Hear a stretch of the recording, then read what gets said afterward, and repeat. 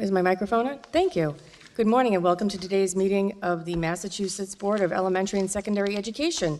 As is our custom, I'm going to go around the room starting with Mary Ann and ending with Member West, who's remotely dialing in today. Recording in progress. Oh, by the way, the meeting's being recorded. Worcester. Rosanna Mohammed, Newton. Erica Fisher, Worcester. Matt Hills, Newton. Catherine Craven, Brookline. Pedro Martinez, Commissioner. Steve Strike, Andover. Isabel Chamberlain, Hudson. Kristen Smitty, Westfield. And then Dr. West. And Marty West from Newton. Thank you. As is our custom, we'll be going into public comment first. And I call up Andrea Wolf, President and CEO of Mass Insight Education and Research.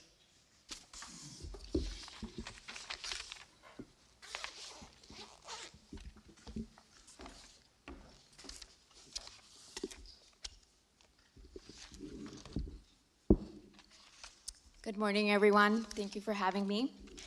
Dear Secretary Drake, members of the Board of Elementary and Secondary Education, Chair Craven, and Commissioner Martinez.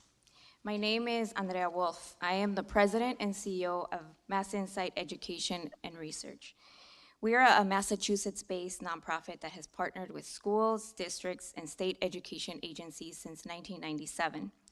We partner with nearly 1/4 of Massachusetts high schools to expand access and success in rigorous coursework and support educators in closing opportunity gaps that disproportionately affect students from economically disadvantaged backgrounds so that more students can achieve post-secondary success and economic mobility. We're also a founding member of the Voices for Academic Equity Coalition, a coalition led by educators, school leaders, parents, advocates, and families so that they have the access, information, and tools they need and deserve to thrive in school and prepare for success in college and beyond. I am here today because the work before this board on the state's graduation framework and on how Massachusetts ensures a diploma reflects meaningful preparation is among the most consequential work we will do for students. At Mass Insight, we are committed to ensuring that every Massachusetts student has access to advanced coursework that enables them to graduate with the skills, experiences, and knowledge to succeed. Over the past year, we have deepened our focus in the secondary space, middle and high school specifically, because the stakes for our graduates are high. Students either gain the access to the rigorous courses and learning and the meaningful credentials they need to open doors after high school, or they don't. And those consequences last a lifetime. That is why we are concerned that just 1 year after the passage of the ballot initiative, 10th grade students' MCAS scores have dropped, and their rates of participation in the assessment have also declined. Massachusetts cannot afford to weaken MCAS, which remains one of the Commonwealth's best indicators of students' college enrollment and completion and future earnings. In my role, I am fortunate to see the success that's possible when students are given access to challenging coursework, when their academic mastery and proficiency are validated with an objective, comparable measure, and when adults come together around a common vision of ensuring economic mobility for all students. Students and families deserve clear, honest, and timely data about whether students are on track. And as a Latina leader, I feel particular responsibility to name what is at stake for students of color and students experiencing poverty. When objective measures of readiness are weaker or less visible, students most likely to be harmed are those who have the least consistent access to rigorous coursework.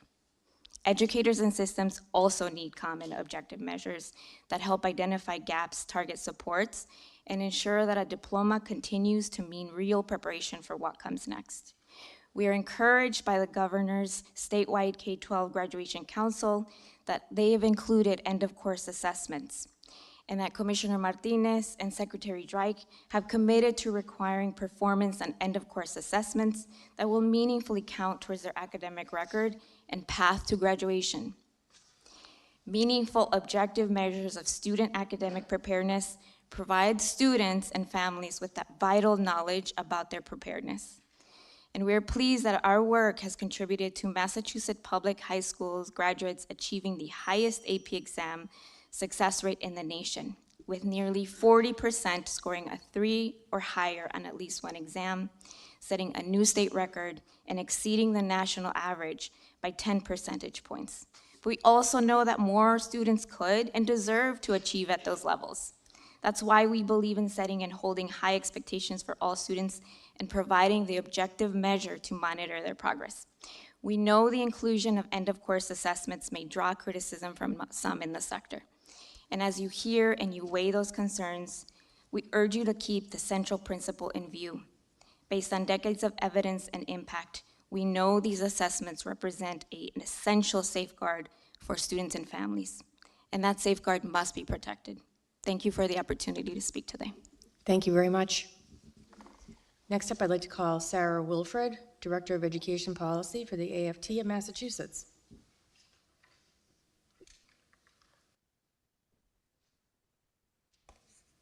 Morning.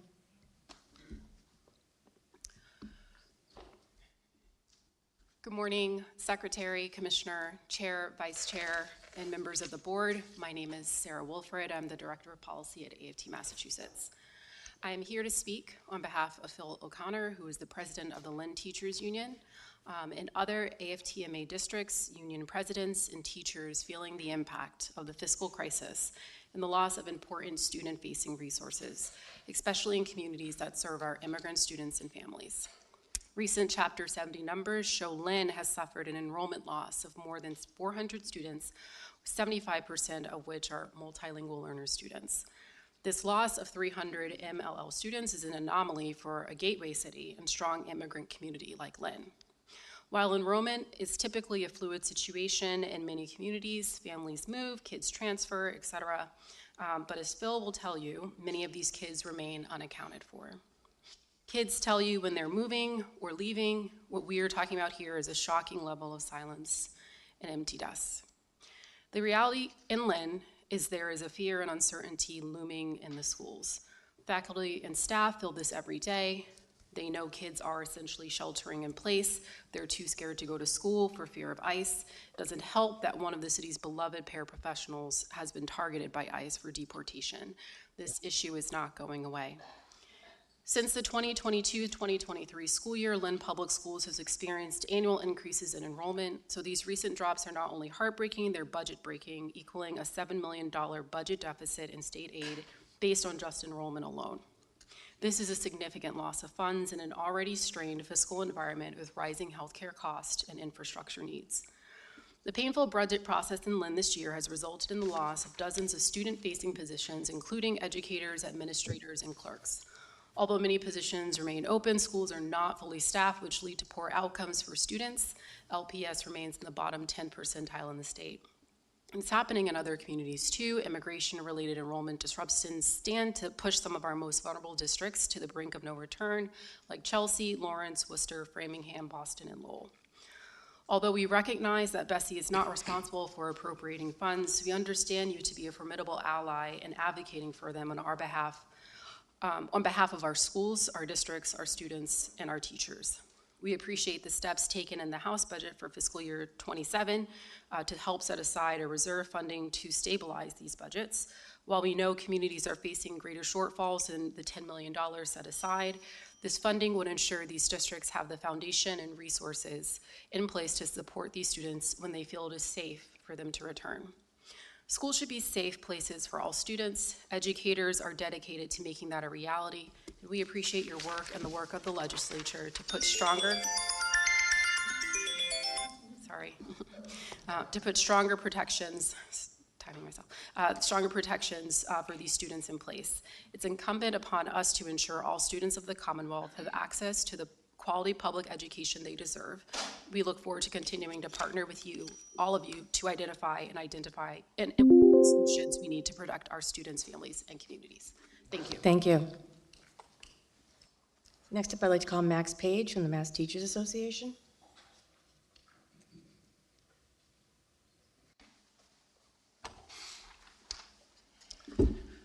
Good morning. I'm Max Page, President of the Mass Teachers Association. As you know, we represent about 117,000 members across the Commonwealth, and I'm joined here today, you'll hear in a minute, by 3 of our local leaders from Framingham and Brockton. So we've been surveying our locals about the job losses that we're facing, and we will share this all with you. You may have read it out in the press. We're now over 1,400 either people fired or jobs just disappearing. 1,400 educators in classrooms who will no longer be there next year. And this is only a preliminary evaluation. Things might improve in some places, they may get worse in others. Recording in progress. That's a real problem. It is chaotic out there, as you probably know. There are overrides happening, there are budgets shifting, as you will hear, on a daily basis. This is not the kind of system we want in the wealthiest, one of the very wealthiest states in the nation. We are actually wealthier, Massachusetts is wealthier than it has ever been.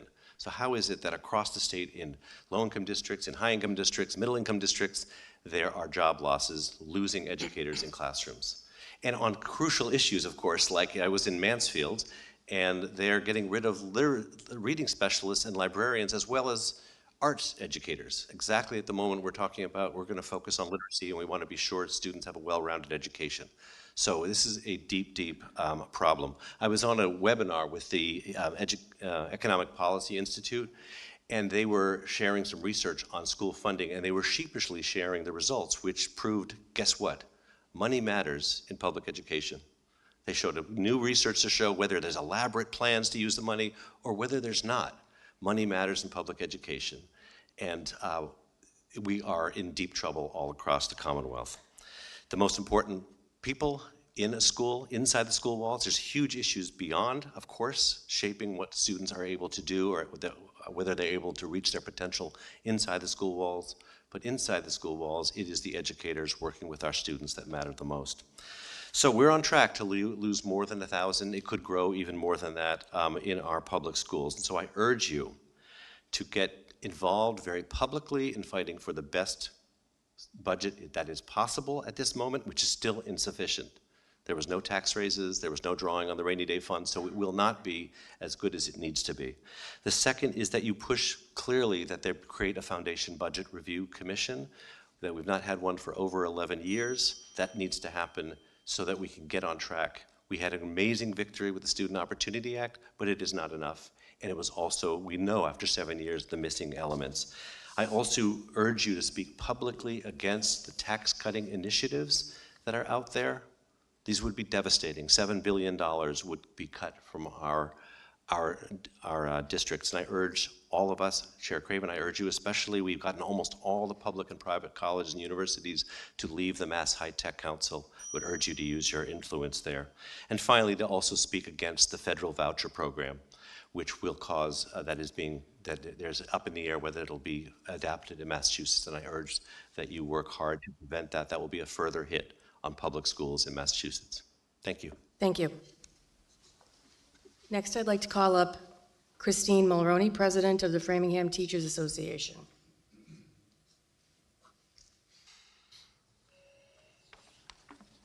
Good morning. I'm Christine Mulroney. I'm the President of the Framingham Teachers Association. I'm speaking today to raise concerns about the dire impact large-scale staff cuts will have in our public schools.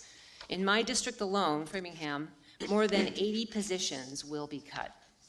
Eliminating teachers and other school staff feeds a growing disconnect between the expectations placed on school districts and the resources being provided to meet them. For example, educators support strong safeguards around supervision and timeout practices. We all want learning environments that are safe, supportive, and responsive to student needs. However, the proposed changes to the regulations will require significant staffing, training, supervision, and support systems in order to be implemented effectively and safely. At the very same time that these new responsibilities are being introduced, districts across Massachusetts are facing serious budget shortfalls that are leading to educator layoffs, position reductions, and increased class sizes. Schools are being asked to do more with less, and that reality is not sustainable. These regulations cannot exist in isolation from the funding crisis facing public education. If the Commonwealth believes that these changes are necessary and districts are expected to comply with them fully, then BESI must also advocate for the funding required to make compliance possible. The implementation of expanded requirements around seclusion and timeout will require more trained staff, not fewer. When educators, counselors, paraprofessionals, and behavioral support staff are reduced, the burden falls on already stretched school personnel, and students ultimately feel the impact. Without adequate staffing levels, even well-intentioned regulations risk becoming difficult to implement consistently and safely. We urge BESI to recognize the realities districts are facing and use its voice to advocate for increased state investment in public education. Regulations without resources place schools in an impossible position. Our students and educators deserve policies that are matched by funding necessary to carry them out. Thank you. Thank you. Next up, I'd like to call Kim Gibson, the president of the Brockton Education Association.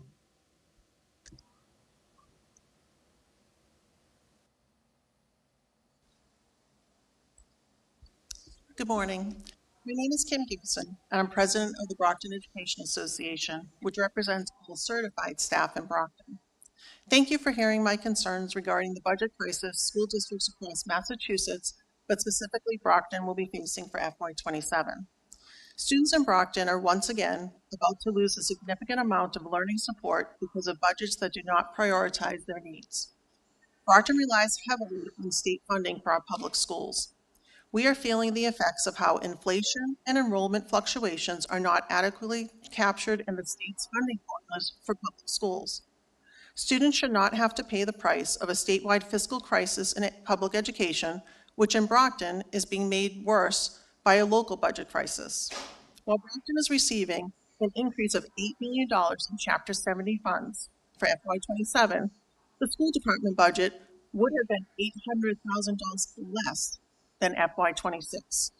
The city has found an additional $800,000 to level fund the school department for FY27. This makes no sense at all, except when you look at the Schedule 19 chargebacks from the city to the school department. They have increased significantly for FY27. Something has to change. How can Brockton Public Schools receive $8 million more in additional funding from the state but be level funded by the city? Our district has many students with high needs and diverse learning styles.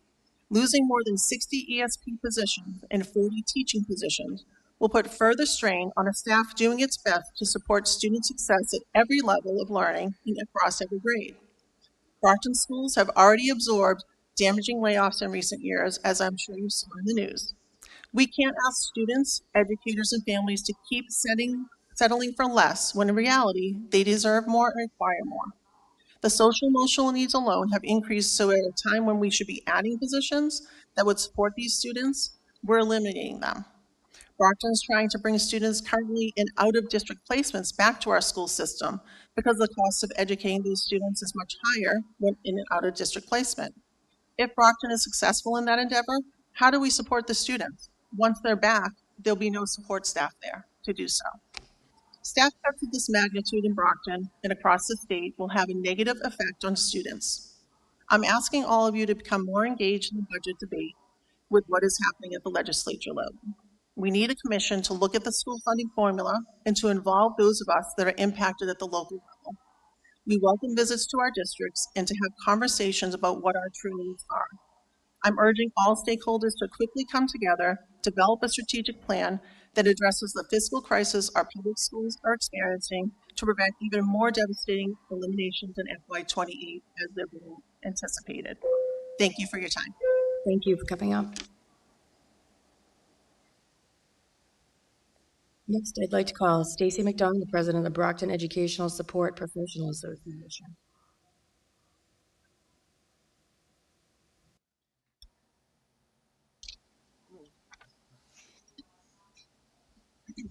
Good morning. My name is Stacy McDonald. I'm the president of the Brockton Education Support Professional Association.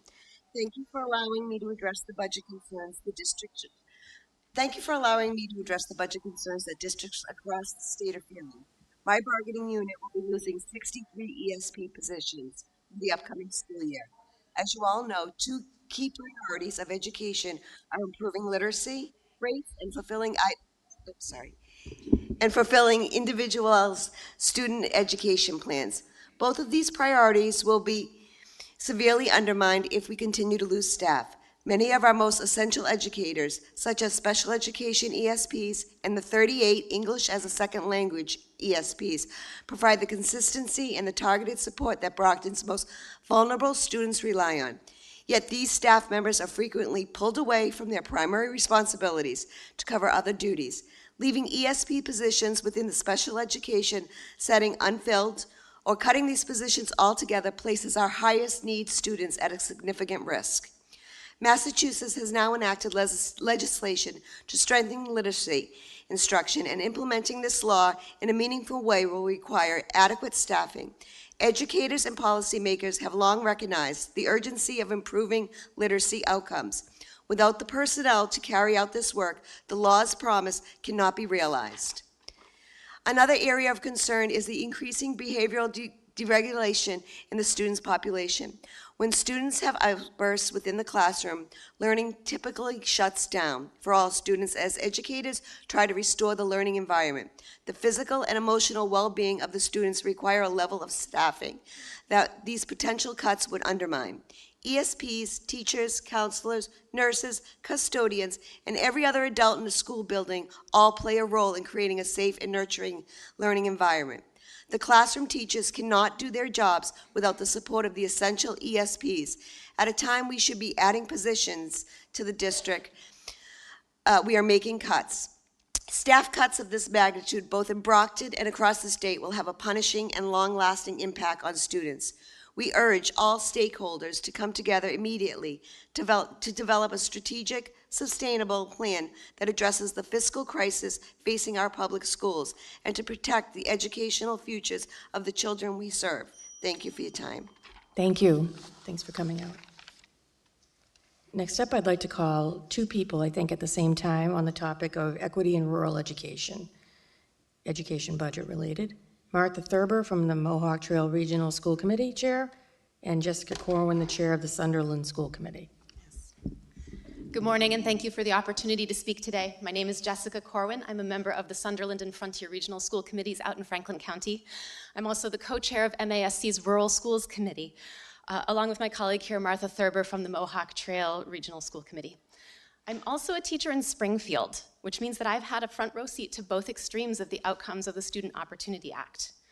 Springfield and other gateway cities received much needed and long overdue assistance.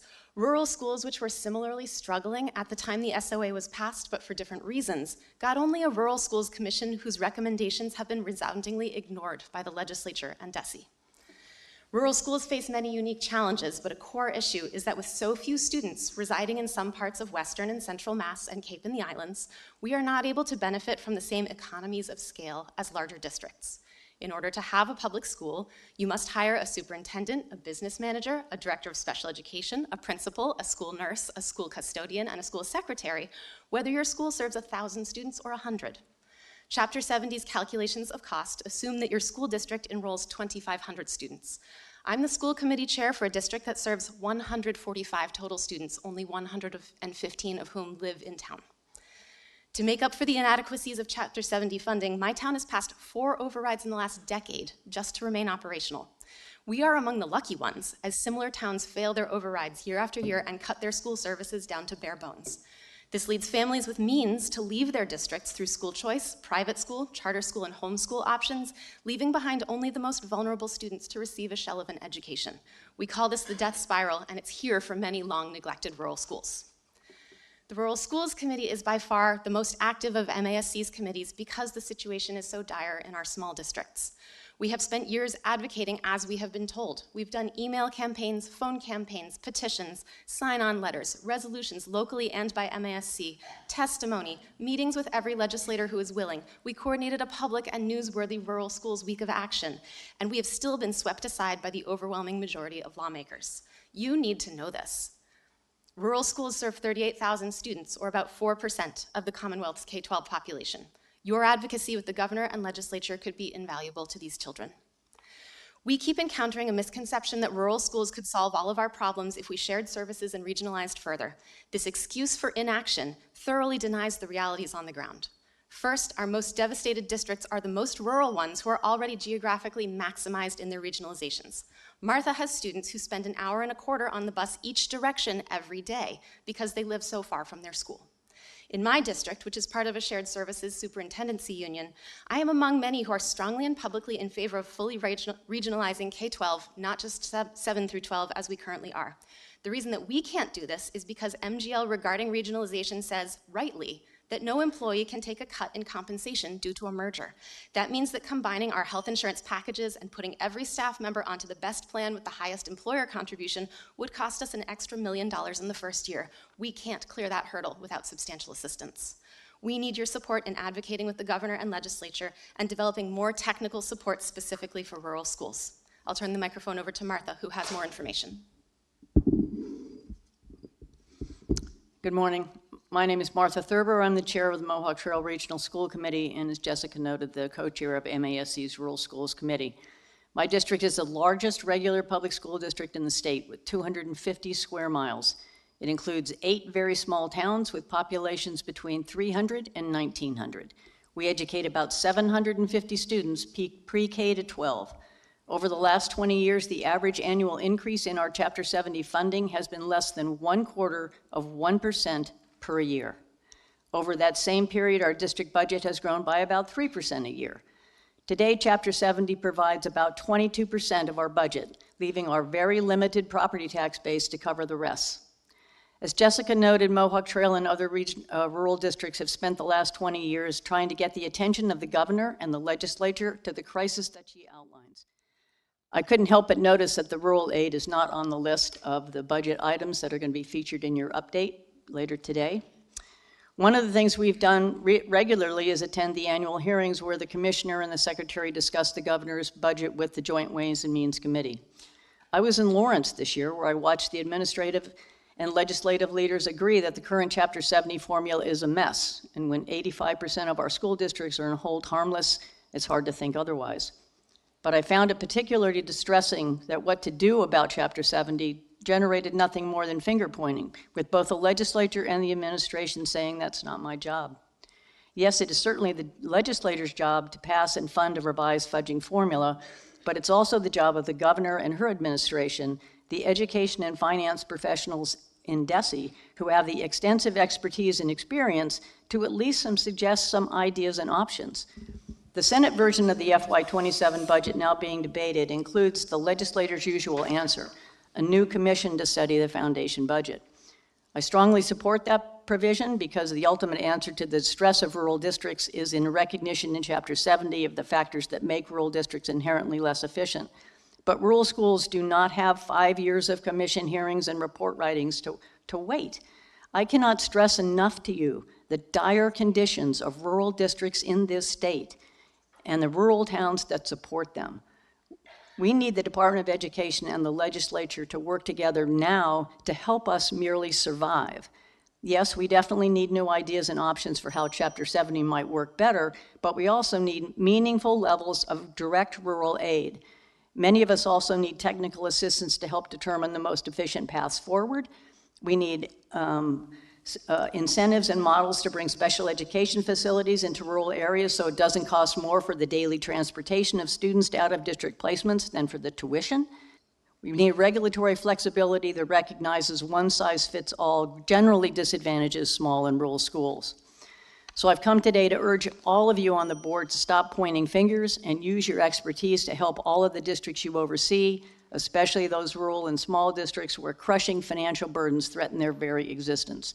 The time has come for Massachusetts to decide whether its rural districts and its rural towns are worth saving. So I thank you for your time, and I cordially invite you to hold one of your meetings in northwestern Massachusetts. Thank you. Next up, I'd like to call Matthew Spangler, Superintendent of the Felix Commonwealth Virtual School.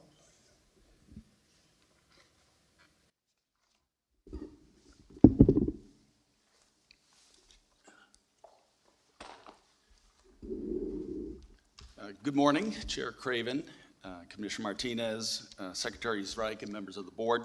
My name is Matthew Spengler, and I serve as superintendent of the Felix Commonwealth Virtual School.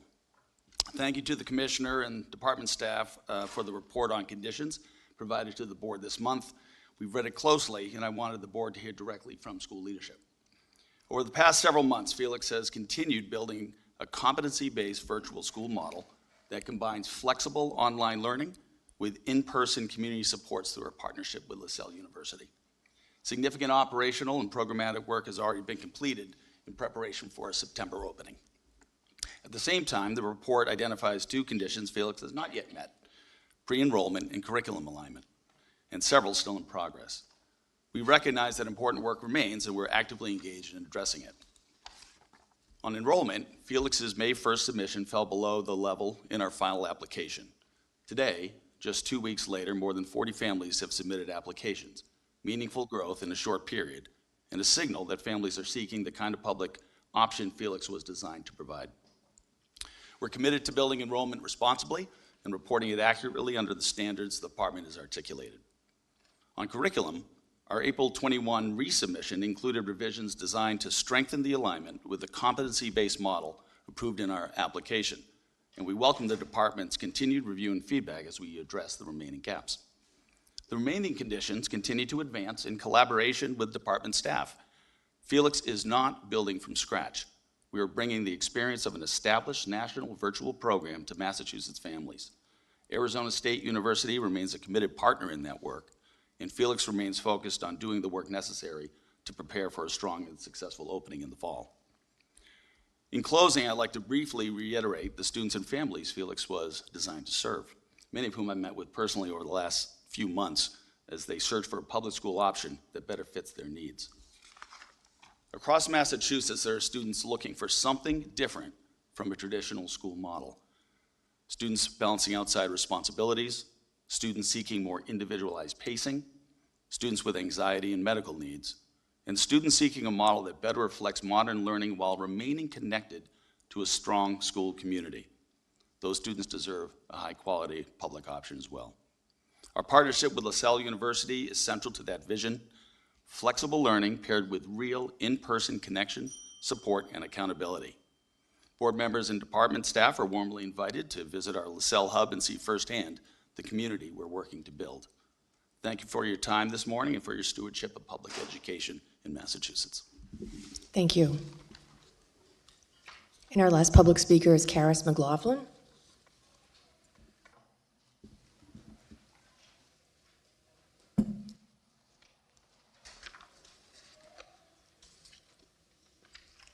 Thank you for allowing me to speak. My schedule was off. I had you on my calendar for next week. I don't know how. But everyone worked with me, so I'm happy to be here. We're talking about research and evaluation in vulnerable student groups. So that's what I'm here to talk about today. I happened to go to a Boston City Council meeting 2 or 3 weeks ago. I was there for another reason, but because I was waiting to speak to a counselor, I was there for a Boston Public Schools report. And as I sat there, Counselor Brian Worrell shared data that I just knew I had gotten wrong. So I heard the numbers 25, 15, 30. As I added up the numbers, I'm going to say it came to 200. And he was concerned about the progress of African American students. So when I'm counting up the numbers, I'm saying 200, is this a school or is it a district? And so I happened to sign the sign-up sheet. I thought it was a sign-up sheet just because I was there to attend, but it was actually public comment. And so at the end, they asked me if I had a statement to make, and you know me. So I said, oh, I'm here, so why not? So I spoke to those numbers that at the time I was not sure about, whether it was a district or whether it was a school. To their credit, the Boston people, when I raised that, I could hear whispers of, it's the district. So now I was clear about these numbers. And the numbers that I heard And this is data that DESE has. You have all of the data that you need to go in and assess these schools so that they do the right thing.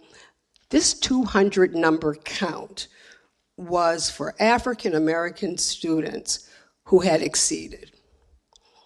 I call that a state at risk. When I heard those numbers, I said, this cannot be true. 200 in a district where probably you have 10,000 African American students, and I don't have exact numbers, but I know there's a lot. And so, as I look at vulnerable student groups, we have vulnerable student groups all over this state. And they're not just poor Black kids, poor Latino kids. Your rich kids they're vulnerable too, because they are in a system that is not doing what it needs to do for children. I'm not going to hear that there are 200 kids that have exceeded out of probably 10,000. And so I'm going to ask you once again to look at the Racial Imbalance Advisory Council acts that were given to this board for the 20 past years, because it asks for a Bureau of School Equity that will look at this stuff and take it seriously. This is not business as usual. These are children who deserve your time and attention. And I should not have to sit in Boston, where I pay taxes, and hear that kids aren't being handled properly. Because what I know is that's not just Boston. It is probably so many districts. We have MECO districts where, because of the tiny numbers, they're out of the loop. And I've asked about that, to look at every single student. So it is time for us not to make any excuses. When I have to sit in a meeting, it was a blessing that I was there, because when you're there to hear the data, it's real. And I do have the report, and I'll forward it to you because the numbers are real. But it is time for us to take seriously the academic promise of each of our students, because we get a ton of money on their backs. When I think about the Student Opportunity Act, read the language. It's about kids who are vulnerable. Read all of the language for the money that you get every single year. It never says, let's give rich kids more money. What it says is we have a vulnerable population that we need to help. So please do that. It's time for us to live up to the work we're supposed to do. We are not here to coddle superintendents. We are here to make everybody do their job, no matter how difficult it is for them to hear truthful news. Give them their data and make them do the work. Thank you. Thanks, Karis. I'm going to move on to the regular portion of the agenda. First of all, we find ourselves in beautiful Hudson High School. This was, when I ran the school building authority, I was here in 2005, and I was so impressed by this facility at the time that we made this one of our very few model schools. So again, this was completed beforehand, but it was part of my strategy so that as we talk about the different areas of the state, and I was in schools in Pittsfield that looked exactly like schools in Provincetown, and neither one had talked to the other. So the point of having some sort of a clearinghouse for good design was a great example, and you're sitting in one of them right now. So I'm so pleased to be here because of our board member, Isabella Chamberlain.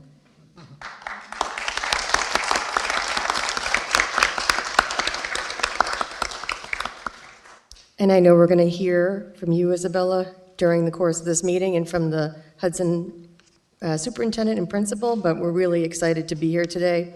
And it's an honor for us to be welcomed into schools.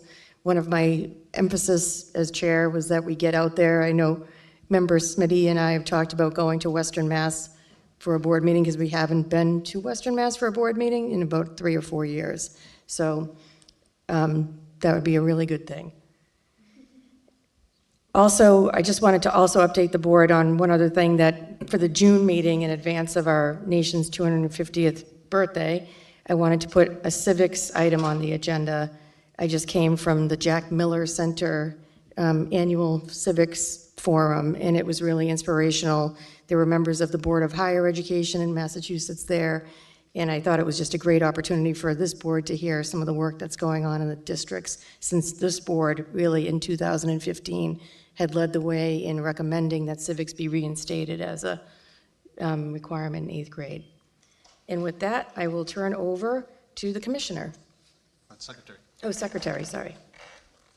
Thank you, Chair Craven, and really happy to be here in a real-life school on this beautiful 90-plus day. It's nice that there's air conditioning here, so thank you for your work, Chair Craven, with the MSBA to have a beautiful air-conditioned building. But I do want to thank Superintendent Regan, Principal Popecki, did I say that right? Okay, and our student representative, Isabella Chamberlain, for welcoming us here today. It's not easy to host something like this, especially at the end of the school year, so we're very appreciative of this opportunity to actually be in a school, so thank you. One of the best parts of my new role as a secretary is to see and celebrate excellence across the Commonwealth.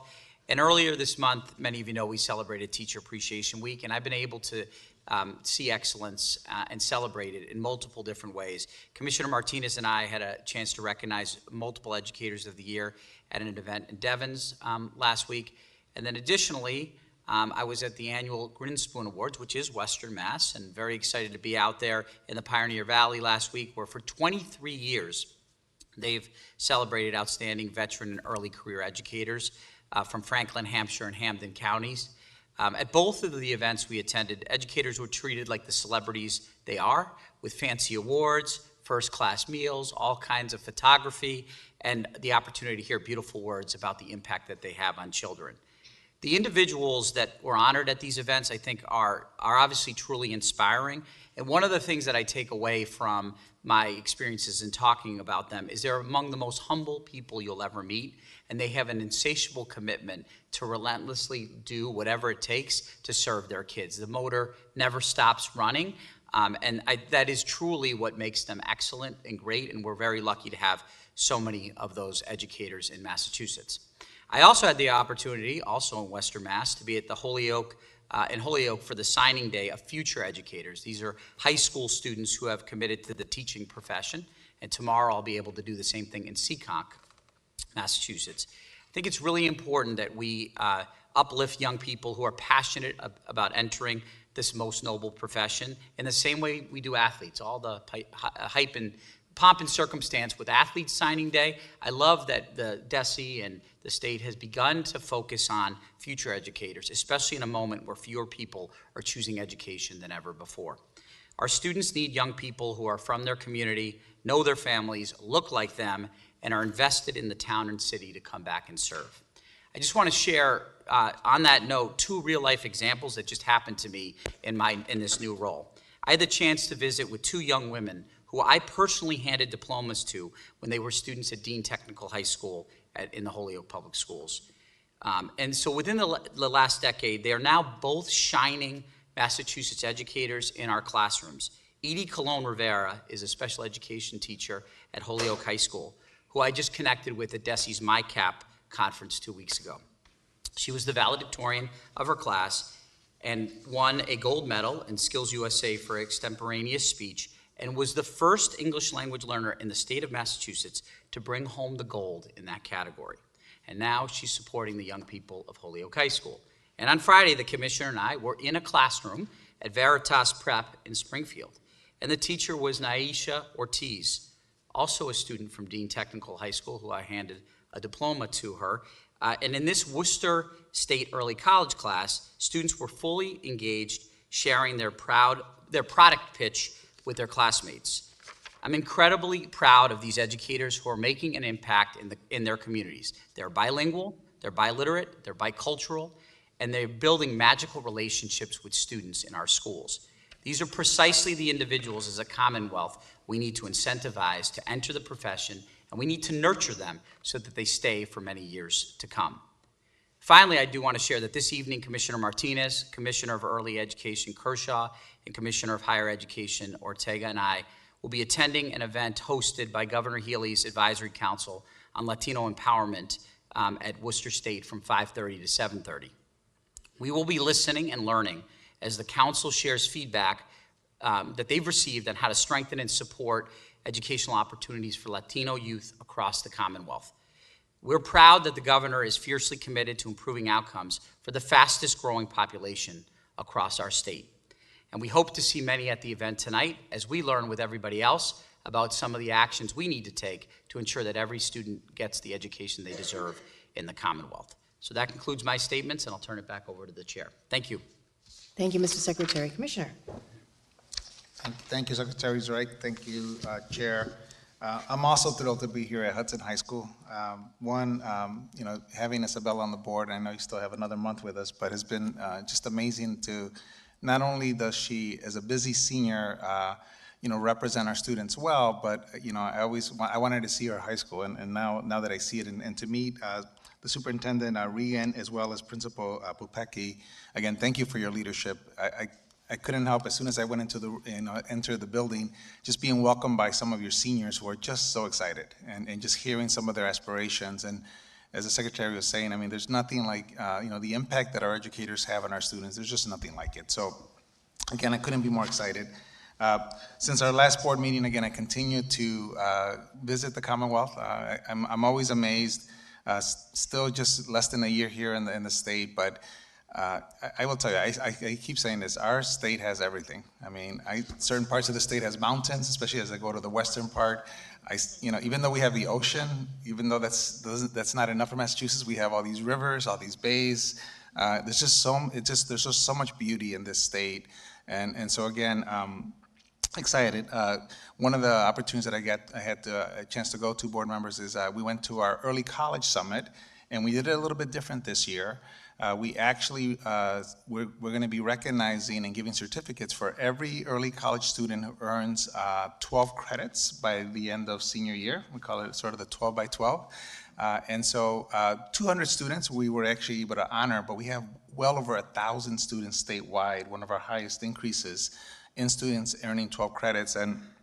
But we also had another 400 students in the conference that were underclassmen that, again, were learning more about early college. And so just, this week, actually, we'll be having our ECJC meeting where we're going to be proposing the largest expansion of early college programs that we have seen this year. And I know we also have audience members of our career tech programs. I mean, this year, I'm excited that, we are looking at the largest expansions of early college in Chapter 74 programs and innovative pathways.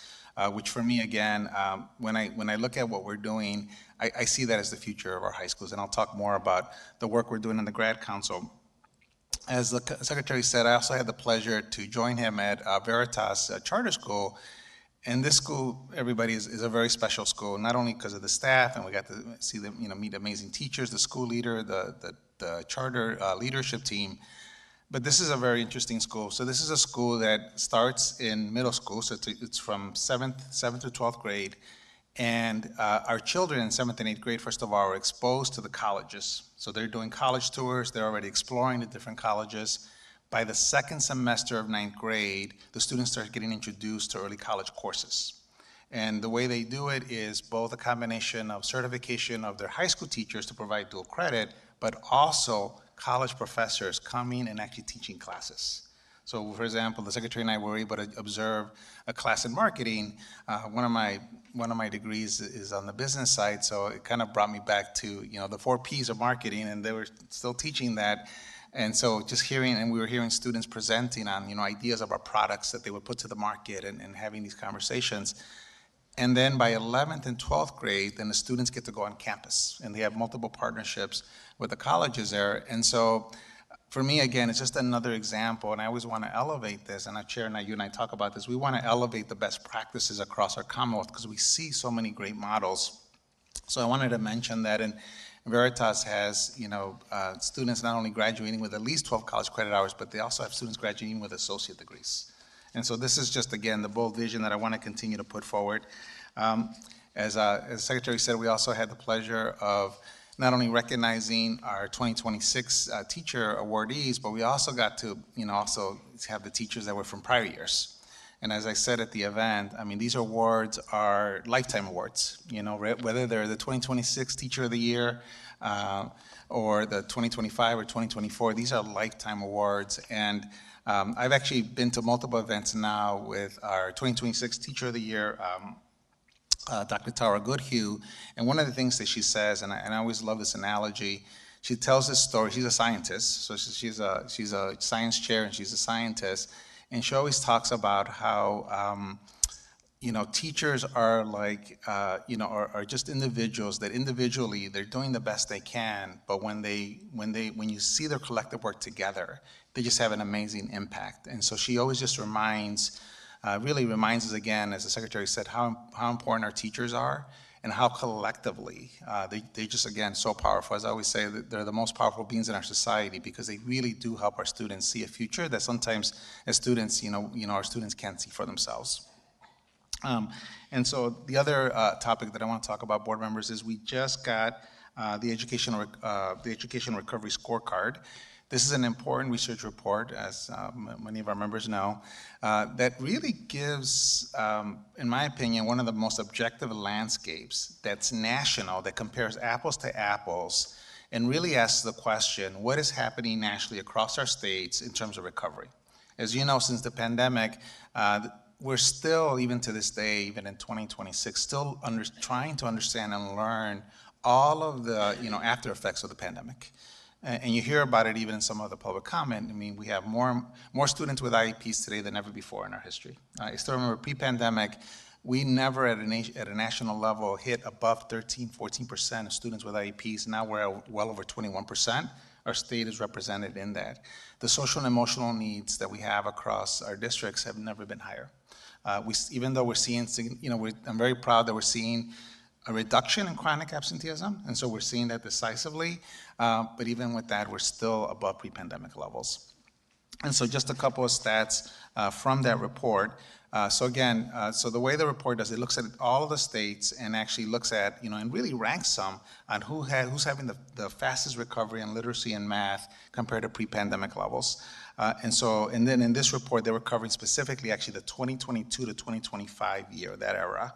And so right now, when you look at, and there was, so because some of the states have changed their assessments and not all 50 plus states are included, so right now in the states that are included that you can compare apples to apples, Massachusetts ranks 11th out of 38 states in academic growth in math, 15th out of 35 states in reading, and again, this is during the period of 2025. I could look at this data in a couple of different ways. So on one side, I could say we are outperforming the nation, right? Because we are in the top third of states. What I would put to everybody is, that is interesting if, for example, historically, we've been, one of the lower performing states in the country. But when you're number one in the country in performance, and we're in the top third of recovery, it just, again, for me, it sends a different message, which is basically that even though we are seeing, some recovery, it's very uneven. And so again, that's what our data tells us. So there are states that are outperforming us. For example, Maryland, I think, is in the top third and fourth in those subjects. And by the way, they are doubling down on literacy. They're doubling down on teacher pipelines. So even when you think about what's happening in the state of Maryland, they're being very aggressive about that. And they're recovering at a faster rate than we are. So I want to call that out, but this is the reason why that it's so important in Massachusetts that we, again, I'm really proud of what I'm seeing as I see the potential for our high school students, but we still have a ways to go to make sure that our schools, for example, one of the things that was recognized in the report is that Massachusetts is one of the states who has not yet set requirements around evidence-based literacy practices. One of the few states that has not set requirements around evidence-based practices. This is why, and the Secretary and I have been having these conversations with our legislators, why the Literacy Launch Initiative is so important. It's why the governor launched it. By the way, and I was saying this to one of our legislative leaders, mission accomplished. We have, that initiative was designed to really incentivize districts to not only adopt high quality materials, to adopt the high quality practices, And, it was not required. It was a grant opportunity and mission accomplished. We have over 40 districts right now that are in the process of doing that had not had those practices or materials in place. We have another 50 districts that are interested. So mission accomplished. So this is why this is an important item that we're going to continue to advocate to make sure it's included in the final budget. But again, it's just important that, Massachusetts, that we really look at ourselves in the mirror and make sure that we are setting a clear vision for what we expect, especially around literacy practices. And so again, the Educational Recovery Scorecard for me, board members, just, underscores my sense of urgency that we cannot take our eye off the ball in Massachusetts. I continue to praise and I love elevating, all the great things I see in Massachusetts, but at the same time, I feel like I have to continue to elevate the sense of urgency that we cannot, we got to be focused on the right things. We have to focus on student achievement, and we got to focus on supporting our educators to have the most impact possible. And then finally, so last week we concluded our last official meeting of the statewide graduation council. Again, this was the council that the governor put together. And I'll tell you, what I really was heartened by, and we got to a set of final recommendations that we'll be hopefully releasing pretty soon, very consistent with our November recommendations. Again, really making sure that our students have access to a high-quality set of courses that are rigorous, that are going to ensure that they can at least get into our public universities that meet those requirements.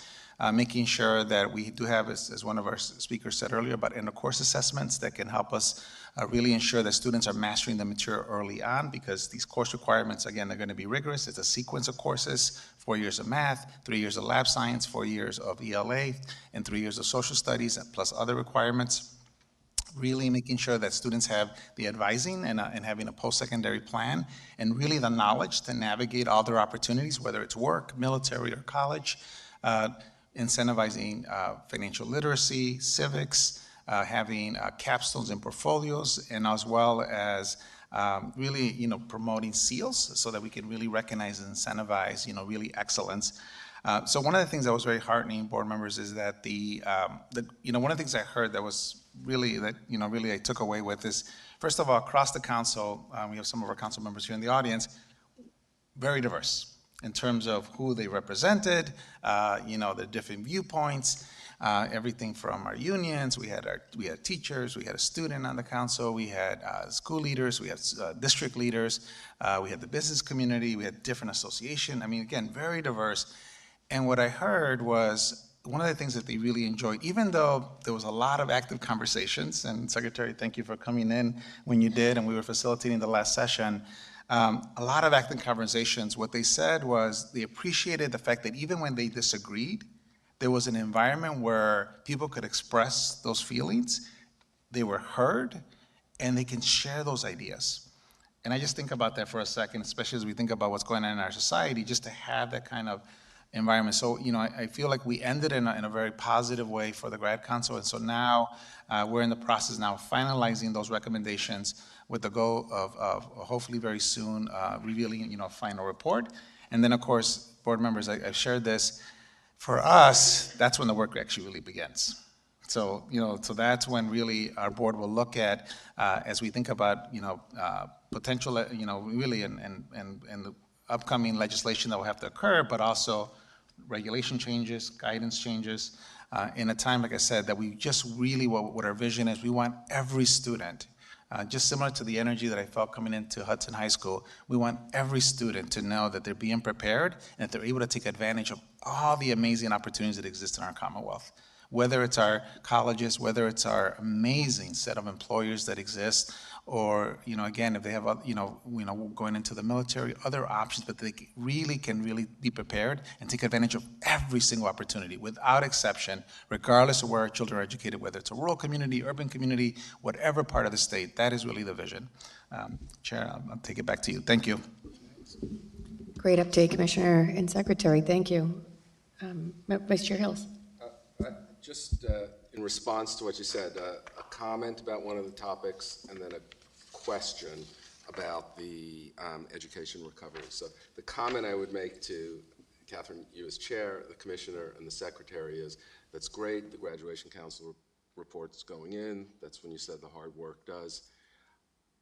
I've always believed, I'm not alone on the board in believing this, there is a significant amount of additional work we can do within the existing legislative framework with respect to regulation.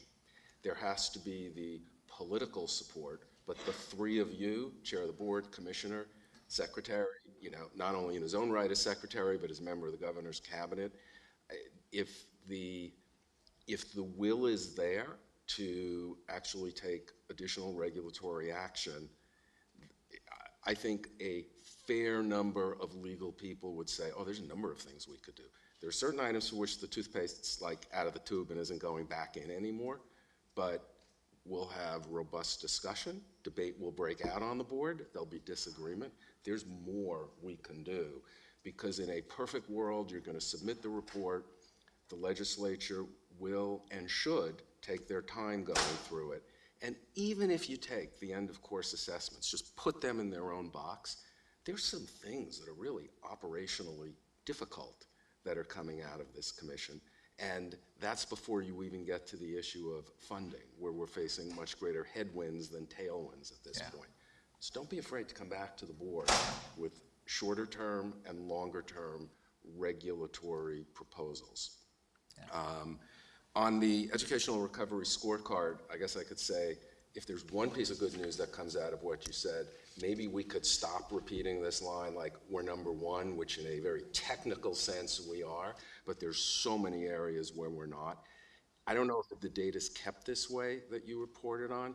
Is it disaggregated by subgroup? And if it is, how does that recovery look by subgroup? I keep looking at you because I figure it's either to the commissioner or to you, Christina. Our resident experts. The education recovery part is released by the Center for Education Policy Research, which is the organization the executive director of, so I should say that. It's a comprehensive look at 38 states, 9,000 school districts, so you actually can look up your district and see the progress that they are making here in the Commonwealth. This is our fourth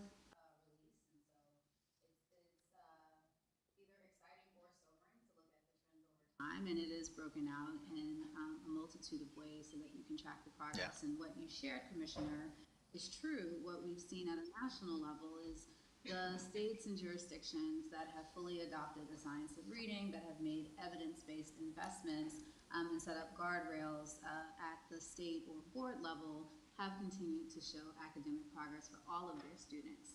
And the truism for Massachusetts is nuanced. We are first in overall performance and even AP performance. But when we think about the nuances of our subgroup students or academic recovery overall, there is much work to be done. Absolutely. And I would just say, Vice Chair, so these are the conversations that we're going to be having, because one of the things that I can tell, and I know even, and I don't want to speak for you, Secretary, but there's a sense of urgency about making sure that every year there's a set of graduates that we're going to have, and we want to make sure those graduates are as prepared as possible. So even though we have to have some, we have to have an implementation plan, we have to have some runway.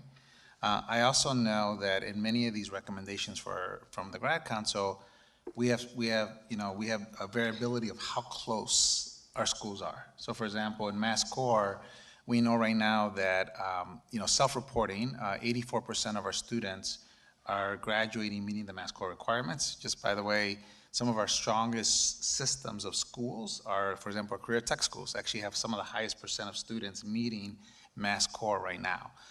And so we see, we can see a variability. So there's schools that are really close. So part of the thing we're hearing is how do we elevate some, best practices. So for example, what schools are doing today, the kind of schedules they have, what strategies they have. I also see amazing opportunities as we expand early college as another way to help even our smaller schools by partnering with a higher institution that, again, they can both meet Mass Core and at the same time get college credit. So, you can really do both things at once. So I think there's going to be some opportunity. So that's going to be the discussion with the board, and we'll start having, really, like I said, as we're finalizing this report, because then the real work will begin. Thank you. In hearing no other comments, From the board members, I would move that we take up the minutes of the last meeting. Do I have a motion on approving the minutes? So moved. All in favor, and we need a roll call, and here's Helene.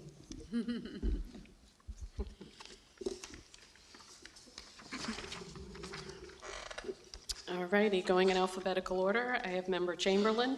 Yes. Member Fisher. Yes. Member Grant. Yes. Member Hills. Yes. Member Mohammed. Yes. Member Husha. Yes. Member Smitty. Yes. Member Stewart. Aye. Member West. Yes. Chair Craven. Yes. And Secretary Zreik. Yes. That motion passes. Thank you. Okay, thank you, Helene.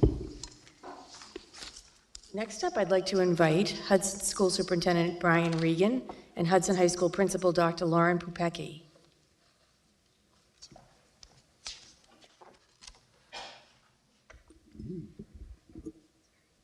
Thank you for having us here today. For being here. Good morning, members of the Massachusetts Department of Elementary and Secondary Education Board. On behalf of Hudson High School, I would like to thank the board for its commitment to including student voices in educational leadership and decision-making. Providing students with opportunities to participate in board discussions demonstrates the value that Massachusetts places on student perspective, engagement, and leadership. At Hudson High School, student leadership is a cornerstone of our educational mission. We believe that empowering students to advocate for their peers helps prepare them not only for academic success, but also for active and meaningful citizenship. By encouraging students to contribute to conversations that shape education policy, the department reinforces the importance of student agency and inspires young people to take ownership of their learning and communities. Thank you again for your dedication to supporting student leadership across the Commonwealth, and I proudly welcome you to Hudson High School. Thank you, Dr. Pupecki. Chair Craven, Commissioner, Secretary, members of the board, members of the audience, I want to echo Dr. Pupecki's words in thanking you for being here today. I hope you know how important it is from the perspective of a superintendent and a principal and our educators to have you in our buildings. I know it's a big lift to take this on the road, so to speak, but anytime folks that are our leaders in public education in the Commonwealth take the time to come out into the field and be with us is very, very important and uplifting for our communities. I want to note that we have our chair of the select board, Stephen Sharek, here today from Hudson. And I just want to say briefly, that's a symbol of Hudson as a community, is very supportive of its schools. As you can see from not only our beautiful facilities, but our incredible educators. I want to thank those that got up to the microphone earlier and spoke during public comment in support of public education in our Commonwealth. It's so incredibly important that everyone's voices are heard. Hudson, like many communities, is facing fiscal challenges, and last year this community stepped up and passed a Proposition 2.5 override, something that is becoming more and more difficult. And just 1 year later, a week ago, they passed the $7 million debt exclusion to put roofs on 2 schools in our community. So Hudson understands the value of its public education system. It understands the values of our educators, and we have incredible educators here. I do want to just recognize Isabella. Izzy is the best of the best, and she is somebody that I think is a great spokesperson to what our public schools in the Commonwealth of Massachusetts can truly produce. She is bright, she is kind, she is civic-minded, and I know you all know that because you've been working with her for close to a year. So we are very proud to have her representing not only the Commonwealth students, but Hudson in particular. So again, wanted to thank you for having us here, and thank you for your ongoing advocacy for public schools on behalf of the families and students in the Commonwealth of Massachusetts. Thank you. Thank you. Thanks. Yes, we're very proud of Izzy. Yay, Izzy.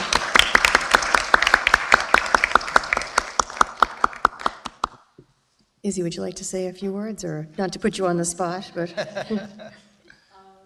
Yeah, I can say a little bit quickly.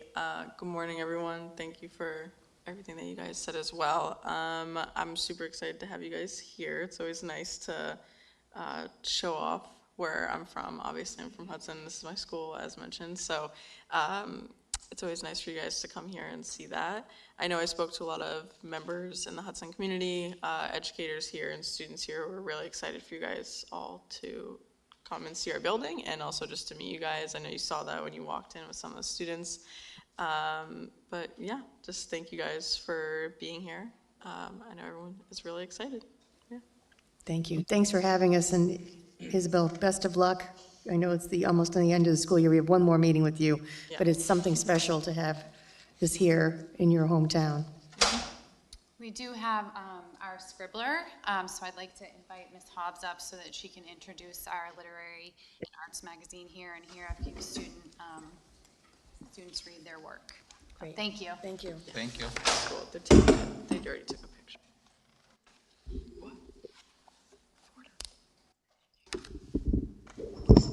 Is it okay if I stand? I'm Carol Hobbs. I'm an educator here at Hudson High School. I've been teaching for about 30 years, 20 years here at Hudson, and I'm thrilled to have with me today students from our literary magazine, The Scribbler.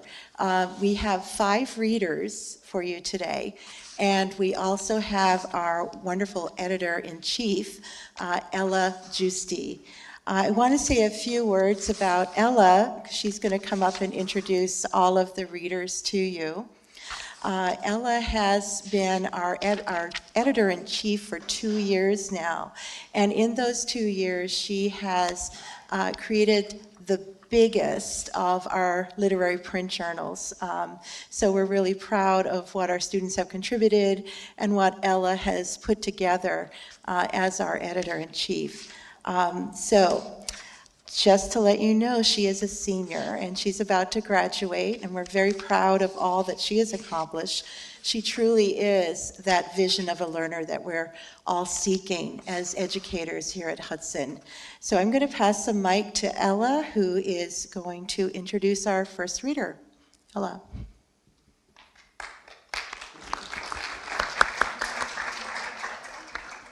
Thank you, Ms. Hobbs. It's been such a wonderful opportunity working with Ms. Hobbs and being a part of this club.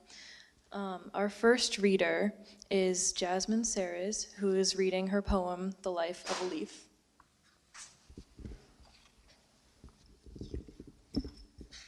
Hi, I'm Jasmine Serres. I'm a junior here at Hudson High School, and I'll be reading my poem, The Life of a Leaf.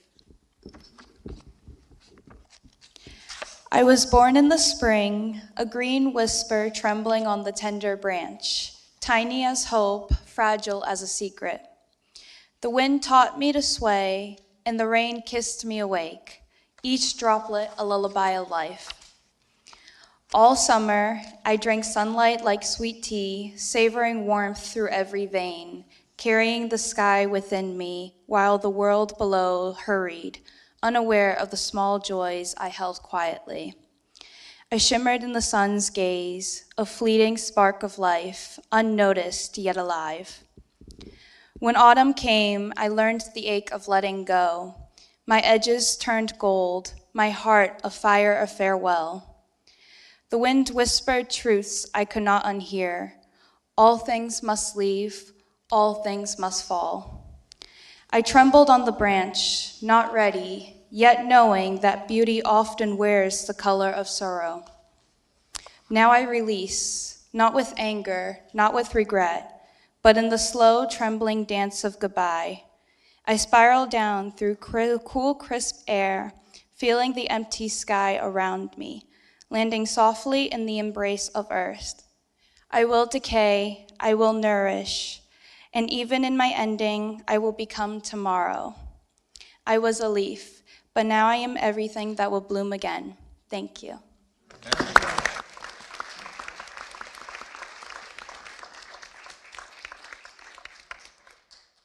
Thank you, Jasmine. Next, we have Kira Lynn Emfield, who will be reading her poem, The Loving, Unloving World.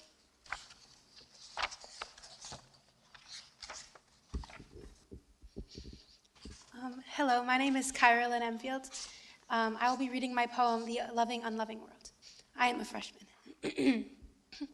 I cannot just like things. My heart is a river that threatens to spill over the cliff into a bursting waterfall. I know there is love in this world because I am full of it.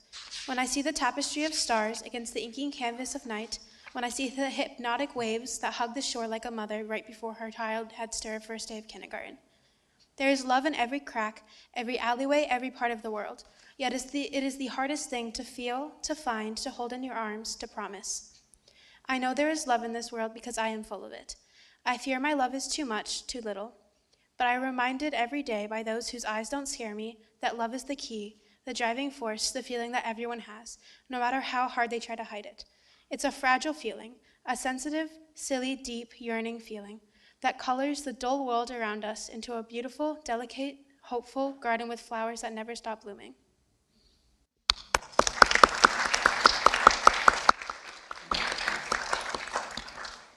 Thank you. Next, we have Connor Millette reading his memoir, The Life of a Runner.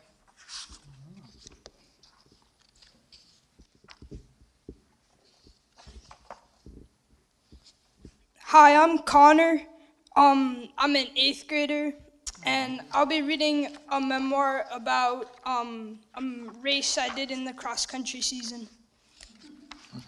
My memoir is called The Life of a Runner. Crack, the gun sounded, and we were off in a flash. I quickly fell into place with the middle of the group. I wasn't worried. I knew I would eventually pass some of them. We sped along the curve of the track, falling into a straight line on the straightaway. The teams left the Morgan Bowl and started around the baseball field. Now that I had a sense of how fast the competing racers were, I knew that if I wanted to get a good time, I would have to pass them now. As we left the high school to go to the trail, I started to control my breathing and get into a rhythm. I clocked 6:10 in my first mile, and I knew there wouldn't be any more mile markers around after, so I needed to try and keep up the 6:10 tempo. 1, 2, 1, 2, left, right, left, right. I exited the trail and raced past the pavilion up to the Elks Club. I ran through Wood Park and went over the bridge to the Portuguese Club and over the first real hill. I struggled up Portuguese Hill, my quads on fire. I glanced back around my shoulder and saw that some of the racers were starting to catch up. I made it to the top and tried to pick up the pace, ignoring the throbbing pain in my legs. After looping back over to the bridge, I crossed back over to Wood Park. I pushed up the second hill to the sidewalk, then from there back down to the Elks Club. I quickly progressed back the way I had come from the trail, starting to close the gap on the racer ahead of me. I re-entered the trail and tore through the woods, seeing the back of the racer's uniform disappear after every turn on the winding path. Finally, I knew it was time to hit the gas. I put on a burst of newly found energy, flying past trees and over their roots until I was neck and neck with him. I sprinted by him before the trail got too narrow.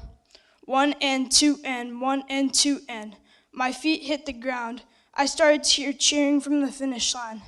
Left, right, left, right. I turned out of the trail. 1 and 2 and 1 and 2 and. I saw the finish line and put everything I had into this final sprint. I ripped across the asphalt sidewalk onto the grass where the finish line was. Cheers erupted from the crowd. My teammates who had finished were shouting the loudest. "Come on, Connor, break 20, my teammate Oliver shouted. The cheering was only a few steps away. I closed my eyes and let my legs carry me across the finish line. That day I got a new PR of 19 minutes and 43 seconds, breaking the 20-minute mark and smashing my previous record by 28 seconds. You can accomplish crazy things if you truly think it's possible.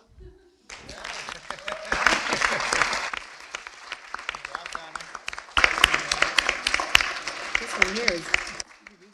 No. Thank you, Connor. Next, we have Alana Brazil reading her memoir, The First Murder I Ever Kind of Witnessed. That's next. That's next. Hello, I'm Alana Brazil. I'm a freshman, and this memoir is a very brief memory that I have from when I was a child in Brazil. The first murder I ever kind of witnessed. I was around 5 years old and my family and I drove one of my relatives home after an event I don't remember. Whether it was one of my aunts or grandmother, I can't recall, but I'm certain it was a woman. She lived in a more dangerous neighborhood than we did. Naturally, we were more cautious. When we were driving past a house that looked like they were having a party, we saw 3 people. 2 men and 1 extremely pregnant woman. She looked like if she squatted too hard, the baby would pop out right there. The 2 men looked alike and seemed to be in their late 20s, but one of them had a knife. They were arguing so loudly that it was busting my eardrums from inside the car. I can't imagine what that super pregnant lady was hearing. The taller, angrier, louder man had a knife. My parents immediately told my sister and me to look down so we would not see what was inevitably about to happen. I have always been less challenging towards authority than my sister. She lowered her head just enough to trick my parents and still watch the real-life horror movie. I was frightened that the man would see my face and somehow break into the car and stab me too, so I looked down. Not fast enough, apparently. I was still able to get a glimpse of Knife Man raising his arm and hammering it down into the other man's back. My little 5-year-old heart was beating so fast it felt like it was bobbing in my throat. My parents immediately drove away and called the cops. When we got home after dropping off whoever that older female relative was, we turned on the news channel like we always did, because people did that back then. There it was, in big bold letters against a red banner, something along the lines of, "Man kills civilian in a heated argument." I remember pointing to the TV and yelling, "We did that," because I was so proud that my parents were the ones who called the cops. My mom had to explain to me that we didn't do that. What we did was call the authorities. Nonetheless, I felt as if I had made the news. Thank you.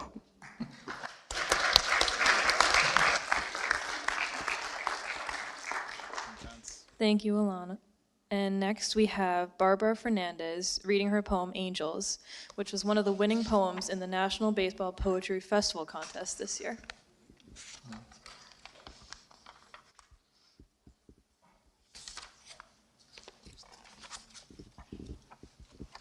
So my name is Barbara, and I'm a freshman, and I will be reading Angels, which is a golden shovel form of poetry using an excerpt from We're Human Beings by Jill McDonough.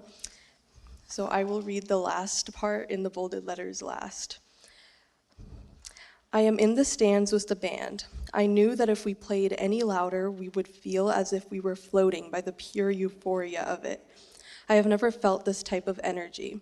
We were practically growing wings as our music resounded through the stadium. I'd never known anything related to a sport could make me feel this way.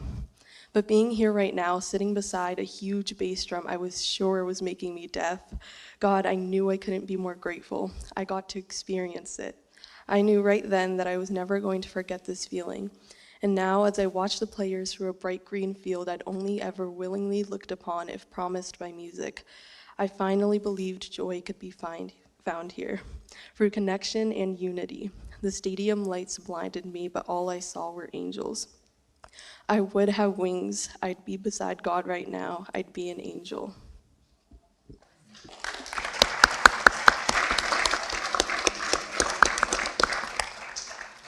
So thank you to all our amazing readers. You folks are just terrific. Such a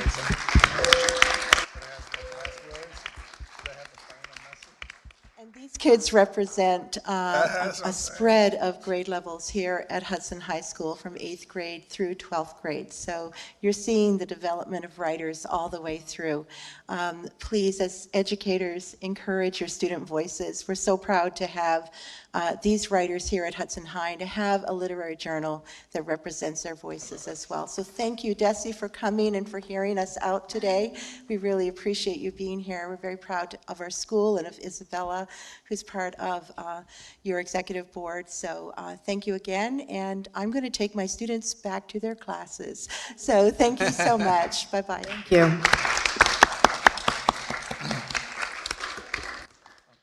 Oh, Member Grant. Joking. But isn't today decision day? Signing day? Okay, so tell us the news.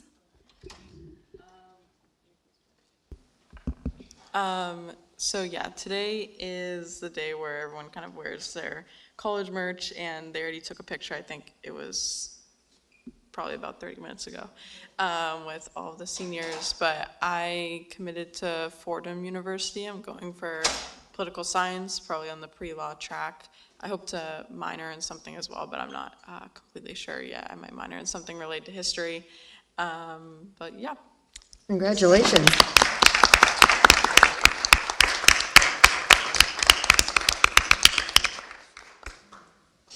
That is awesome. Thank you. That's so great. And everybody today, by the end of the day, will be, are you lighting up like an Instagram account with everyone's decisions? Is that how? Yeah, really that. To be honest, I'm not sure. I'm sure a video like that will come out on the Hudson High 2026 Instagram account soon enough. But I think the picture is just, the principal's not here anymore, but might just be for, you know, the school. Okay. Well, this is great. Congratulations, Izzy. It's been, I'm calling you Izzy already, on no permission. I happen to hear it somewhere. But we're just so thrilled for you, your family, and to have worked with you this year. You've made major contributions to the board, and we're just so pleased that you've had a good experience here, and we loved working with you. And to everyone in Hudson, especially a shout out to our chair of the Board of Selectmen, Steve Sharrock, who wears many hats in front of this board. But we're very pleased to be in your hometown, also the hometown of former Governor RGO Paul Cellucci, God rest his soul. You know, this is always great to get out, and I just urge board members to let me know if there are places that you want us to go to, and I will beg the department to do the major setup. I understand. I want to give a shout out to Helene and the team, Brian, who has to set us up on the road as they do. So with that, I'm going to take a couple of minute break, and then we're going to come back for the rest of the agenda. 5 minutes. Thanks.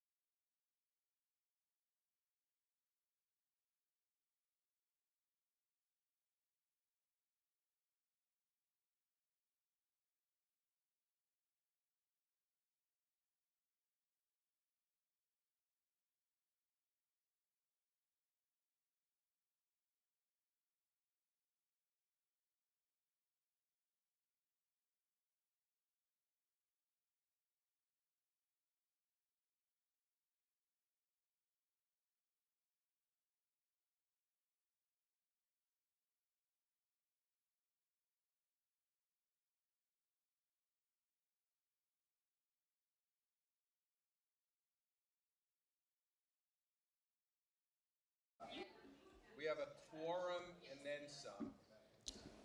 We're going to start. Time constraints for members, so we're going to start now. Catherine has left, by the way, in case you think I'm hijacking the microphone. Go ahead, Commissioner Martinez. Why don't you go through the next item? Yes, thank you, Vice Chair. So our next agenda item highlights the work of our Office of Planning and Research, which serves as the nucleus of the DESE's research and evaluation function. DESE promotes evidence-based decision-making, managing research partnerships, overseeing data access, and translating findings into useful resources for staff, district schools, and policymakers and families. At our core, the work reflects our commitment to being a learning organization, one that uses evidence at every stage of what we do, from planning and procurement through implementation and dissemination. So today, board members, you'll get a sense of the work that's happening, as well as even the potential of what we can also evolve to. So I want to welcome to the table Rob Curtin, our Deputy Commissioner, Matt Denninger, our Associate Commissioner of Planning and Research, Kendra Winner, the Research and Evaluation Coordinator. Good morning, Vice Chair Hills, Secretary Zarek, Commissioner Martinez, members of the board, guests, and members of the Hudson School District community. Good morning to you all. My name is Matt Denninger. I'm the Associate Commissioner of Planning and Research, and I'm joined today by my longtime colleagues Rob Curtin and Kendra Winner. And as a former high school English teacher, it's always great to be back in high school. We've been asked to provide you with a high-level overview of research and evaluation at DESE, why it matters, how we organize it, and how we try to incorporate evidence into the everyday work of the department. I'll walk through this in a few parts. I'll start by offering you why we believe research matters in public education. I'll then briefly describe the role of the Office of Planning and Research and the infrastructure DESE has built to support this work. We'll then talk about the breadth of our current research portfolio, followed by a few examples of studies that have informed DESE's thinking and practice. And I hope we'll bring some examples to you that will sort of bring this research strategy to life. And finally, any good research paper has a limitation section. So I'll talk about some of the real limitations and challenges that come along with this work, followed by some closing thoughts on where we're headed. So, why does research matter? For centuries, physicians believed that drilling holes in people's heads would cure all manner of ailments, including headaches. Relying on their intuitions and their experiences, doctors genuinely thought this worked. Research matters because it gives us a disciplined way to test what we think we know and discard what turns out to be ineffective. We know this world of public education that we work in is complex and rapidly evolving, and we make consequential decisions about it every day. Consequential decision-making benefits from adopting a researcher's mindset. For us, that means rigorously testing our assumptions and our intuitions, approaching problems with curiosity and humility, and being willing to refine our thinking as new evidence emerges. Research at DESE is integral to how we design better policies and programs on the front end, learn during implementation, and improve deliberately over time. So when we talk about research and evaluation, we're not talking about something separate from the department's work. We're talking about one of the ways the department tries to do its work responsibly. The Office of Planning and Research helps build and maintain that capacity across the agency. Over nearly 2 decades, we've developed systems and structures to leverage our longitudinal data system to provide timely evaluations and research. The work spans several functions. We maintain an agency-wide research agenda. We support project development, management, dissemination of research. We coordinate cross-agency collaborations with our partners at EEC and DHE and others. We manage confidential data access in a FERPA and FIPPA compliant way. We develop public data tools and trainings. We apply for research grants, and we convene a researcher community of practice to give us feedback. With these system components in place, OPR helps ensure that DESE's research is useful, methodologically sound, and legally and ethically responsible. As I mentioned, one important part of that infrastructure is that DESE publicly posts a research agenda. That agenda identifies priority topics aligned to the department's vision and strategic objectives, and it gives both internal teams and external researchers a clearer sense of where we think research can add value to the work we do. Although we are open to considering whatever research questions come our way, we're trying to be transparent about the questions most worth studying. A second key part of the infrastructure is transparency about the data itself.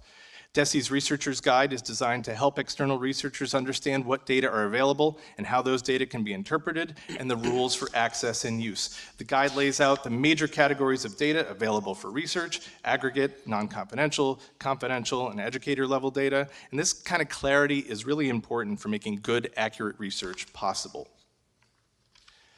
This slide shows the general flow of our external research process. While DESE sometimes procures paid opportunities for evaluation work, the majority of our research comes from OPR's open, rolling research proposal process, where we typically receive several proposals each month. The process begins with a review of the request itself. Is the research question worthwhile? Is it feasible? Is it aligned to DESE's interests? And if so, and if confidential data are required, it may then move to a FERPA-compliant data sharing agreement and to the secured delivery and upkeep of that data. The real magic, though, happens during project management, where as often as possible, researchers and DESE teams engage regularly and learn through structured collaboration so that we don't have to wait until the publication of a research paper to start improving programming that impacts students. This process is critical to our strategy because these external partnerships enable us to amplify our reach and answer many more questions with an independent and objective eye than we could ever otherwise study on our own. I also want to give a shout out. We're trying to make this process more coherent and efficient. We newly launched this research request portal that provides one place for data requests, simplifies tracking, and it automates certain portions of the process. This all results in one of the most active and vibrant K-12 education research portfolios you'll find in the country. We have over 80 research projects underway, with many more having been completed over the last 2 decades. These next several slides are not meant to be read line by line, nor do they represent an exhaustive list. Rather, they are here to illustrate the breadth and depth of topics we study, from policy questions to questions of implementation in areas like teaching and learning, college and career readiness, diverse and effective educator workforce, whole student, as well as the wide array of preeminent research institutions and subject matter experts with whom we partner within the portfolio. We're also pretty proud of some of the federal research grants we've been awarded over the years. So, now that we've given you a sense of our foundation, here's where we get to give you a little flavor of what it looks like when research improves our collective work. We've grouped these examples into 3 broad types: state-level policy research, which can help us understand broad patterns and longer-term outcomes; research focused on vulnerable student groups, which can help surface needs and experiences that might otherwise be obscured in statewide data; and discrete program evaluation, which can help us understand whether a particular initiative is being implemented well and achieving its intended effects. We've tried to make research useful and relevant at all different levels of the system. We'll start with state policy research. Over the past several years, this board's deliberations have been informed directly by various researchers who presented their findings on state-level policy matters. Dan Goldhaber and team, Tom Kane, Sean Doherty, and multiple visits from John Pape at the Annenberg Institute at Brown University, who has studied our evolving graduation requirement policies. Our research partnership with Brown has brought together researchers with deep expertise to help DESE better understand the relationship between academic indicators and later outcomes, grade inflation, effective high schools, transfer and attainment patterns in community colleges, newcomers in high school, and most recently, to inform the statewide graduation council, the relationship between mass core completion and later outcomes. What I would emphasize here is not just the individual findings, but the role this kind of work plays in policymaking. As policy is taking shape, this research has helped improve deliberations the department has with external stakeholders and ground these important conversations in evidence. As a rule, it cannot and it can never make the ultimate decisions for us, but it can improve the quality of the decisions we make. Kendra is now going to take us through the next two examples related to vulnerable student groups and a discrete program evaluation. Am I close enough to microphone, Matt? The two research projects that I'm going to share with you today reflect common elements of all DESE research. First, both stem from the desire of program staff to understand what practice and/or programming actually looks like on the ground, what successes and positive impacts are occurring, how they can replicate those, what challenges remain, and how DESE can address those. All of DESE's research is conducted in collaboration with program offices. The deep content knowledge of program office teams is crucial to inform, make sense of, and apply research findings. Both of these studies were also conducted to inform DESE about ongoing and future work, while we conduct impact studies to look at results that have already occurred. Even that kind of research is designed to build the capacity of our agency to learn and act with greater clarity. Thanks, Matt. This first study was conducted by the University of Massachusetts Donahue Institute, and it was conducted under contract from DESE's Educational Stability Office and the Student and Family Support Team. The central goal of DESE's Educational Stability Team was to understand the student outcomes, student and family experiences, and the challenges and needs of educators serving students experiencing homelessness and other highly mobile groups so they could improve their services and most effectively leverage the ways in which Massachusetts uses its federal McKinney-Vento funding to support students. To give you a sense of the funding challenge, in 2025, Massachusetts received approximately $1.7 million to support nearly 34,000 homeless students. That's roughly $53 per student. And to just clarify for the group, Matt, could you go back? The highly mobile Massachusetts students, just to be clear, include students experiencing homelessness, students who are in foster care, students who are in migrant families, and students who are also in military families. So that's what we mean by highly mobile groups. For the purposes of this research, it turned out that students who are in military families look very much like their regularly housed and less mobile peers, and we definitely had some challenges despite the growing numbers of migrant students and migrant families to have the numbers to really do a lot of the analysis deeply. So much of this focuses on homeless students and students who are in foster care. This was a mixed methods design. We wanted to look at the quantitative outcomes for these highly mobile student groups. We wanted to learn about the efforts of district schools and community organizations to support these students. And we also wanted to understand the key facilitators' challenges and what recommendations we could gather for improvement. So this came at a particularly important time. Since 2010 through 2025, the K-12 student homeless population has nearly tripled. It's also the case that student and family homelessness remain at historically high levels in Massachusetts, and you can see that the steeper annual rise occurring from 2022, illustrating really the vital need to continue to understand how to best support districts and educators in serving students experiencing homelessness and in foster care. The quantitative analysis documented a number of key findings.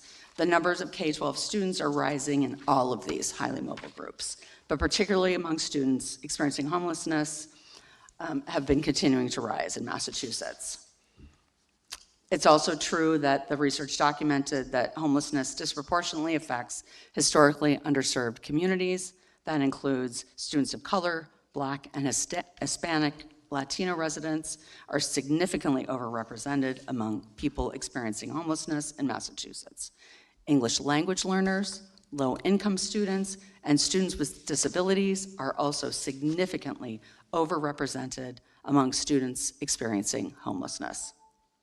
Students experiencing homelessness or in foster care have poor academic and non-academic outcomes compared to their less mobile peers who have more permanent housing circumstances by whatever measure you choose. These students are negatively impacted. So you can see lower attendance, higher suspension, higher dropout, all the way down the road.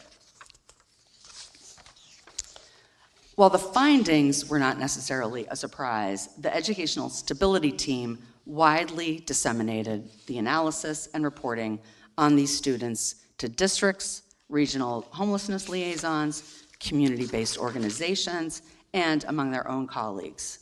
They did this so that all these levels of the system could apply the empirical clarity and urgency that these findings shined a spotlight on to the challenges that these students face, reinforcing the imperative to better support and serve them.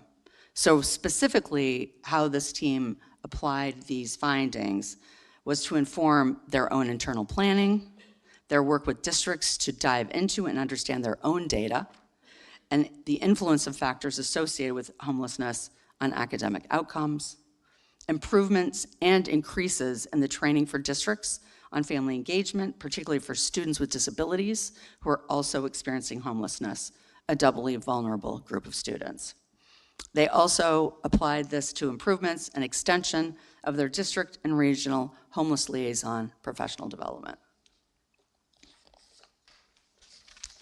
So the second study that I'm going to walk you through is actually a program evaluation. DESE's instructional policy team in the Office of Teaching and Learning has been partnering for years with educators, districts, and school leaders to establish and strengthen the systems and practices that create and maintain instructional equity by selecting and implementing high-quality instructional materials. This particular program evaluation was of the High Quality Instructional Materials HQIM implementation grant, and that grant in particular was one of this team's strategies to address systemic disparities and racial inequity by increasing the likelihood that more students would have access to high-quality instructional materials and strong, culturally responsive instruction. This grant provided support to districts and schools to effectively implement their already selected and adopted high-quality instructional materials in ELA literacy, mathematics, science, or digital literacy and computer science. This evaluation was conducted by the Educational Development Center and focused on understanding the successes and challenges the districts experienced across the implementation grant period in order to better support the districts currently receiving the grant and to also shape DESE's future efforts to support the implementation of high-quality instructional materials.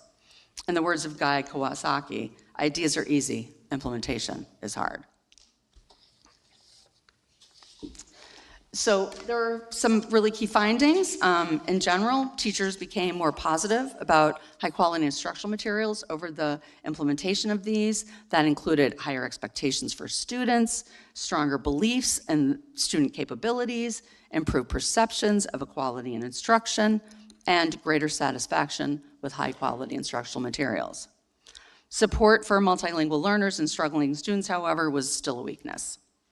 We also found that leadership mattered enormously. School and district leadership practices were major predictors of the successful implementation, and the most effective districts did the following. They actively supported culturally and linguistically sustaining practices, maintained strong two-way communication with their educators in the classroom, ensured teachers had materials and planning time, and provided the time for and were involved in the implementation of high-quality instructional materials work themselves. So similar to the other study, the findings from this evaluation influenced not only the work of DESE's instructional policy team, but the ongoing improvement of districts while they were still engaged in the grant, as well as their future implementation efforts. As noted just yesterday in the Commissioner's Weekly Update, the Implement Massachusetts Guide has been updated and expanded. The evaluation findings played a central role in these updates and expansions for this guide, which provide a clear roadmap for districts to navigate the selection, launch, and implementation of high-quality instructional materials. Additionally, the formative information shared with districts during the evaluation and implementation, as well as the final findings, supported ongoing continuous improvement in districts who are continuing to do high-quality instructional materials, and particularly we're hearing about that from folks who are on the district's network, the DESE's network of districts who are still doing this work. And I'll hand it back to Matt.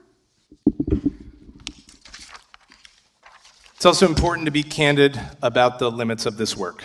Funding is typically a constraint. Research availability is sometimes a constraint, depending on the market. Sometimes the questions we most want answered are not actually well matched to the data we have. And because DESE touches so many programs and initiatives, we can't rigorously evaluate everything.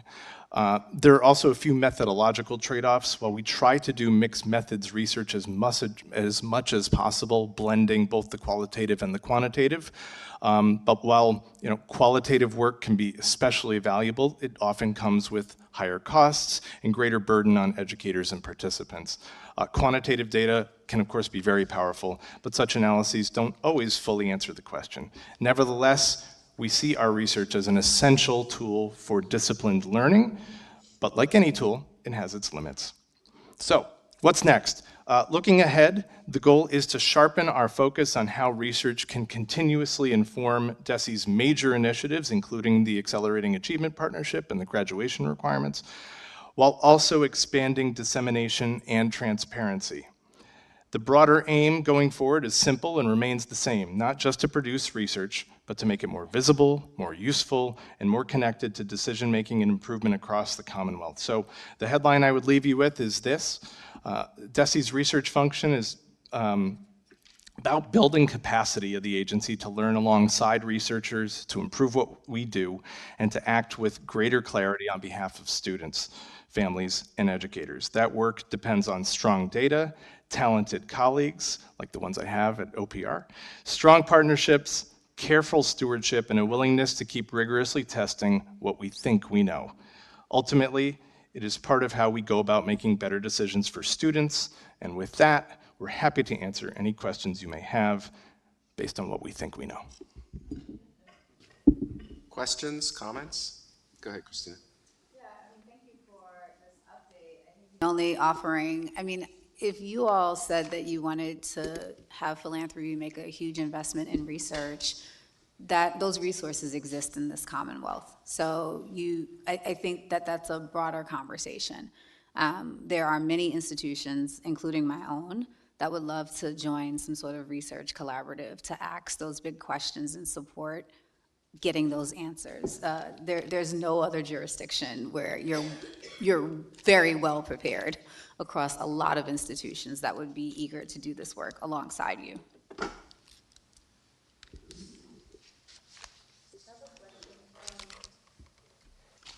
On the improved district and regional homelessness professional development, you talked about the technical assistance to all districts.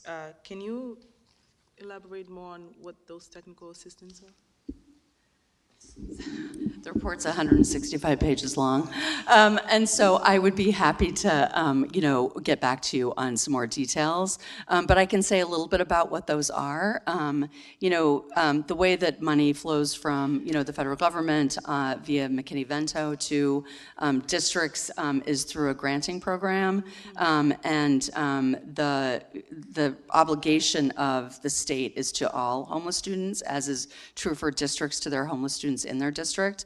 And so, but there has been a real crunch, right, about how to allocate those resources. So while we cannot compel people to participate in the technical assistance, the team has made a concerted effort to make sure that all districts, all regional liaisons, all district liaisons are aware of the trainings so that they're hoping to expand their reach. They've done some things like include district consultancies so they can bring their own particular issues to the table with their colleagues at these meetings, which are held monthly now.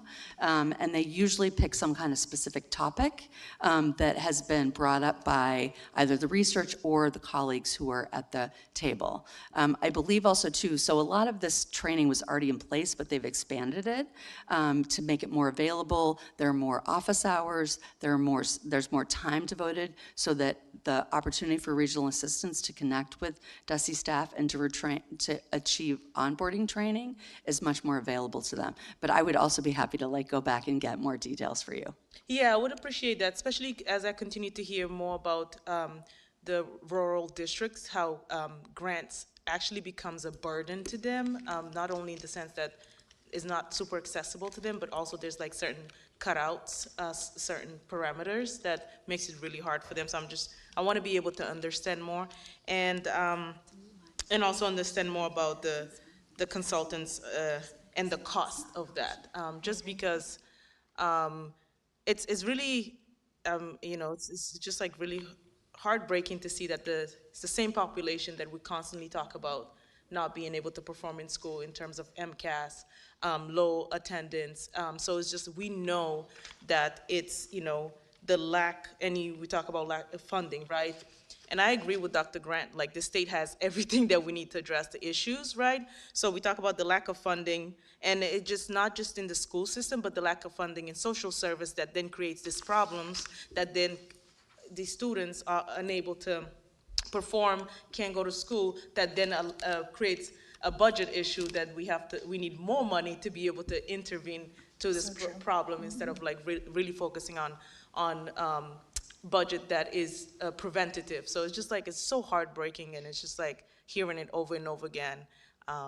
It feels hopeless, especially, and it's sad because after the students perform their poem, it was just on such a high, and then to come and hear this, that's my comment. I'll make a comment that's related to what Delita and Christina said, but kind of in a different way. This is like really good stuff. It's kind of a standalone agenda item, and it's actually pretty central to what you do to improve outcomes in a number of different ways, not just sort of MCAS scores. And as you think of an agenda for meetings, like we're kind of going through this quickly, you could imagine if this was the key agenda item at a board meeting, we could actually have a really good board level conversation about how you're using this to drive changes in districts and where you've seen positive and negative results from it. And that, I'm sure, ties into your, accelerated performance, but I'm used to kind of Tom Kane and John Papay, but for very specific things, this is good stuff that we're kind of just going through quickly as an isolated agenda item. Don't be shy about being more broad in the way you're using it. And the translation of research into practice is close the loop. So the findings tell us the things that could be codified in ways that aren't suggested practices, but practices that districts must now follow because we've conducted research that tells us how to move the needle in our own jurisdiction. So, I agree that we should take more time to unpack that laundry list. I'm like, you have 80 studies, you could have 800, right? But the questions are limitless in terms of— We're gonna need a bigger boat. And a bigger team. But I'm very passionate about the role that evidence plays in what we should be doing inside our districts every single day. And we have research that tells us how to move the needle for children. We should take more time to unpack it and then understand what would be true for our districts here with limited resources that seem to be becoming more scarce over time. Yeah, to your point, Dr. Grant, so what I wanted you to see today was just get a sense of like the scope of the work that's happening. The push that we're making is, again, because there's so many there's a lot of good work, there's a lot of strong assets, but it's really in this last slide, it kind of simplified it, but it's really, again, how do we focus this work so that it has the most impact? And to your point, also, how do we make sure that we inform the decision makers? Because, again, still being new to the role, and I'm going to keep repeating that, to your point, Vice Chair, imagine how this work is going to evolve as we now are very focused on a group of schools that really are the opportunity gap of our state. which, by the way, the numbers you're seeing here are going to be even hyper in those particular schools and the challenges that exist. And then to your point, Dr. Grant, bringing in researchers that can take even some of the work that's happening right now, but really look at it at that micro level, so that we are working directly with teachers, school leaders, again, always the superintendents of those districts, but again, at the school level where we know that we can have the most impact. And Vice Chair, this is the conversation that we want to keep having with the board about how does this inform our priorities next year, also our board agendas, so that we're going deep in discussing this work. I'll just elevate one example that really also like drove some of the things we're doing now. So when we were looking at the new grad standards, one of the most influential documents that we had was our research about Mass Core. And that's what really elevated the conversation for that to become one of our most, fundamental recommendations for the graduation, because, and we still have to keep reminding everybody that not every one of our high schools right now is truly, providing Mass Core to every student. And so we're very close, but just the data of how strong it is a correlation and what happens to our students around being able to attend college, to be able to, persist in college. So anyways, all that to say, that's these examples that we're sharing with you, whether it's our literacy work, the goal is to continue to push it in a way that really does drive our priorities. And again, we want to continue to highlight this at the board level. But today was really, you hadn't even seen this. I wanted you to at least get a sense of all the work that's happening as we're bringing this together, as we think about, next year's work. Good. Marty, you have a question, comment? Yeah, I would love to chime in if you all can hear me. First, I want to apologize for not being there in Hudson, especially to you, Isabella. In a classic absent-minded professor move today, I drove straight to Everett on autopilot and had to resort to remote attendance. And so that was not my intention.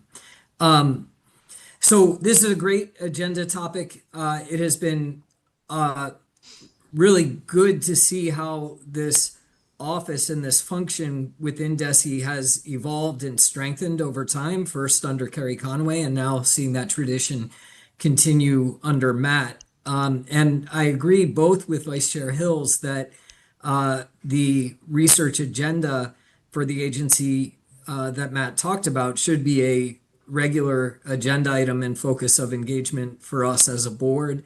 And also with Dr. Grant that there are probably even more opportunities to create or to partner with the higher ed institutions in the state to create a consortium that would support this work in a affordable way. I had a couple of questions for Matt.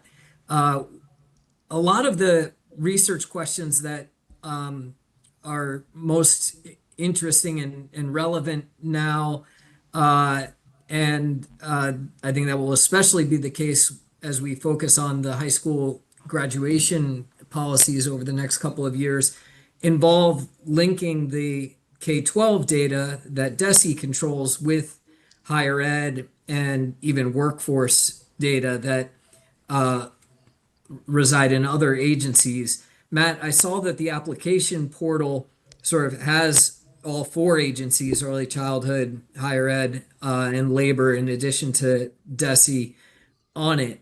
But I'm wondering, how streamlined is the approval process now when a data request spans multiple agencies? I know that's been a pain point in the past, and I'm wondering how much progress we've made in trying to make it easier to pursue that type of research. Yeah, thanks for the question. I think we've made pretty good progress. I think that we can always work to make things more streamlined, but we do have now cross-agency data council meetings where the sort of data leads from all of the agencies get together on a regular basis, and we sort of talk, through where are some of the pain points in the process, and so even just those regular meetings have helped clarify collaboration and move things through the system a little bit more smoothly. Of course, each agency owns its own data and therefore is responsible for stewarding its own data, and we have to go through all those proper channels, but those meetings have been helpful, and this portal is actually, right now, DESI's is online, but we're working to add in EEC and DHE and others so that we can make it even more streamlined. But we've got a couple of recent data sharing agreements with EEC that we're happy to report, and those have gone quite smoothly. And of course, we've had a long time one with DHE. So I think we're making progress there. Great. I think one key sort of aspect of that is it makes sense that each agency owns its own data and would need to approve a given project.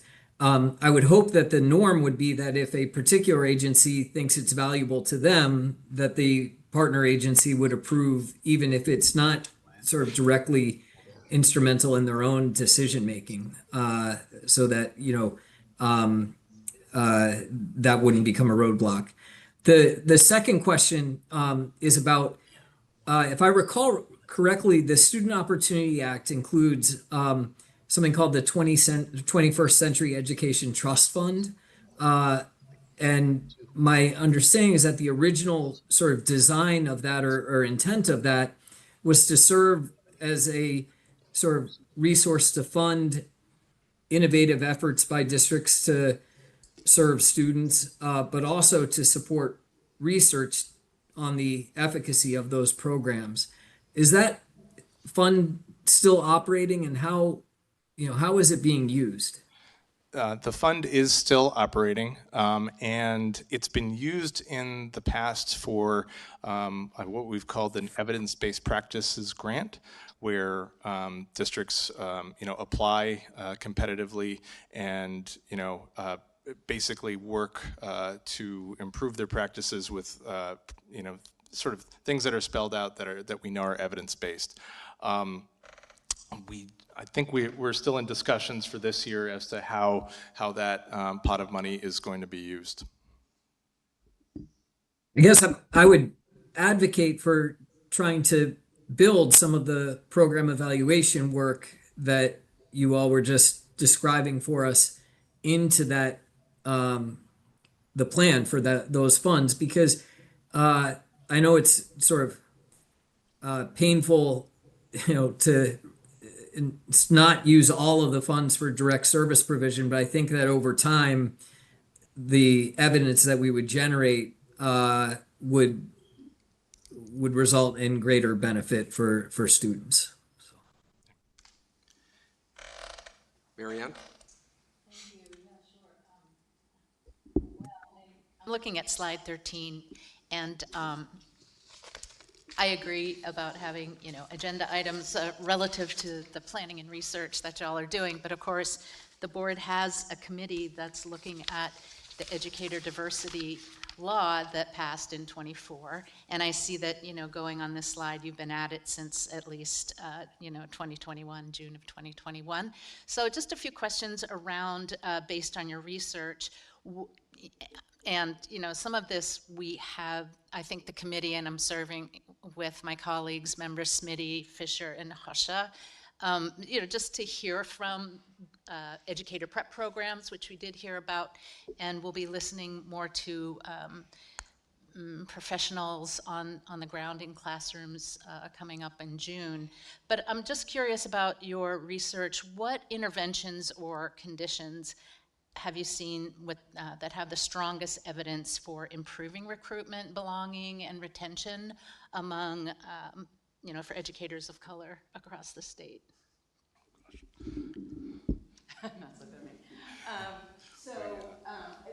The projects actually that are most central to that have been concluded, and so they're not on there right now. Mm-hmm. But we have conducted research on Influence 100, which was work to diversify the superintendency in the state of Massachusetts. The teacher diversification grants, which is also coming to a close. And so I'm trying to think, again, off the top of my head, given how many reports. And so, but I'm happy again to Yeah, get you back can to send along later. I have Absolutely. a couple other thoughts too. At least, which educator diversity and workforce development priorities are you focused on for, say, the next 12 to 14 months? As you know, as we're looking at a lot of what's coming down the pipeline here, or looking at the pipeline in general. Yeah, I mean, it's something that we continue to study. I mean, if you can look at the that last one, the teacher pipeline diversity study, that's been ongoing for a number of years, and shows that the diversity of educators really starts way before you get to the educator preparation programs, and we continue to feed data into that and see where that trend is moving over time, and then try to have different programs like Influence 100 and the Teacher Diversification Grant try to improve that. Kendra, you want to? Yeah, I was going to say, Claire Abbott, I'm sure she wishes she were here. Sure. But so the work that has been reported recently on, lowering the barriers for educators to, become educators, waiving some of the MTEL requirements, support for paraprofessionals to become educators. So these are some of the active efforts that are ongoing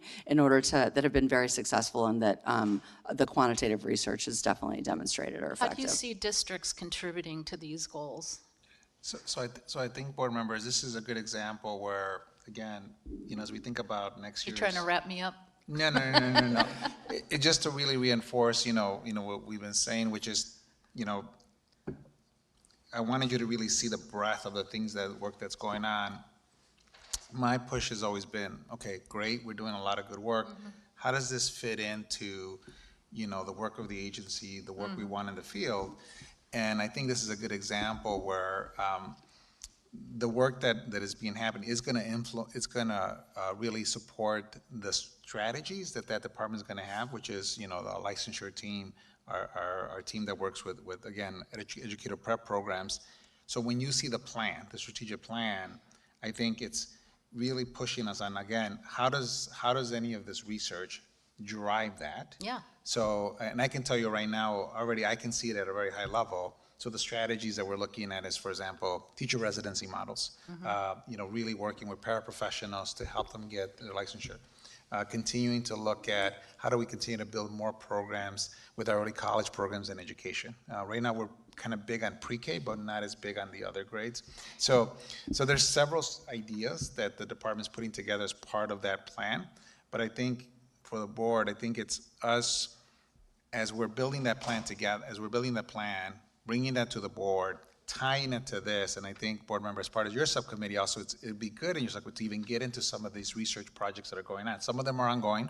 Some of them, as you can see, the most recent one is just started in January 26. So really, the push we're really making is it's great to have all these research projects.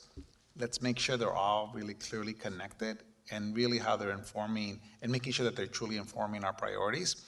And then the bigger part for me is also how do we go even deeper in some cases, because as we align our priorities for next year in the strategic plan, it really is going to be, what I would love is to be able to, have annual sort of reports and presentations that really we can show, again, not only the field, but our decision makers of here's what we're learning. Here are some emerging practices that we see, for example, could be, a good guide for like where the state can create more investments that are very targeted and very strategic.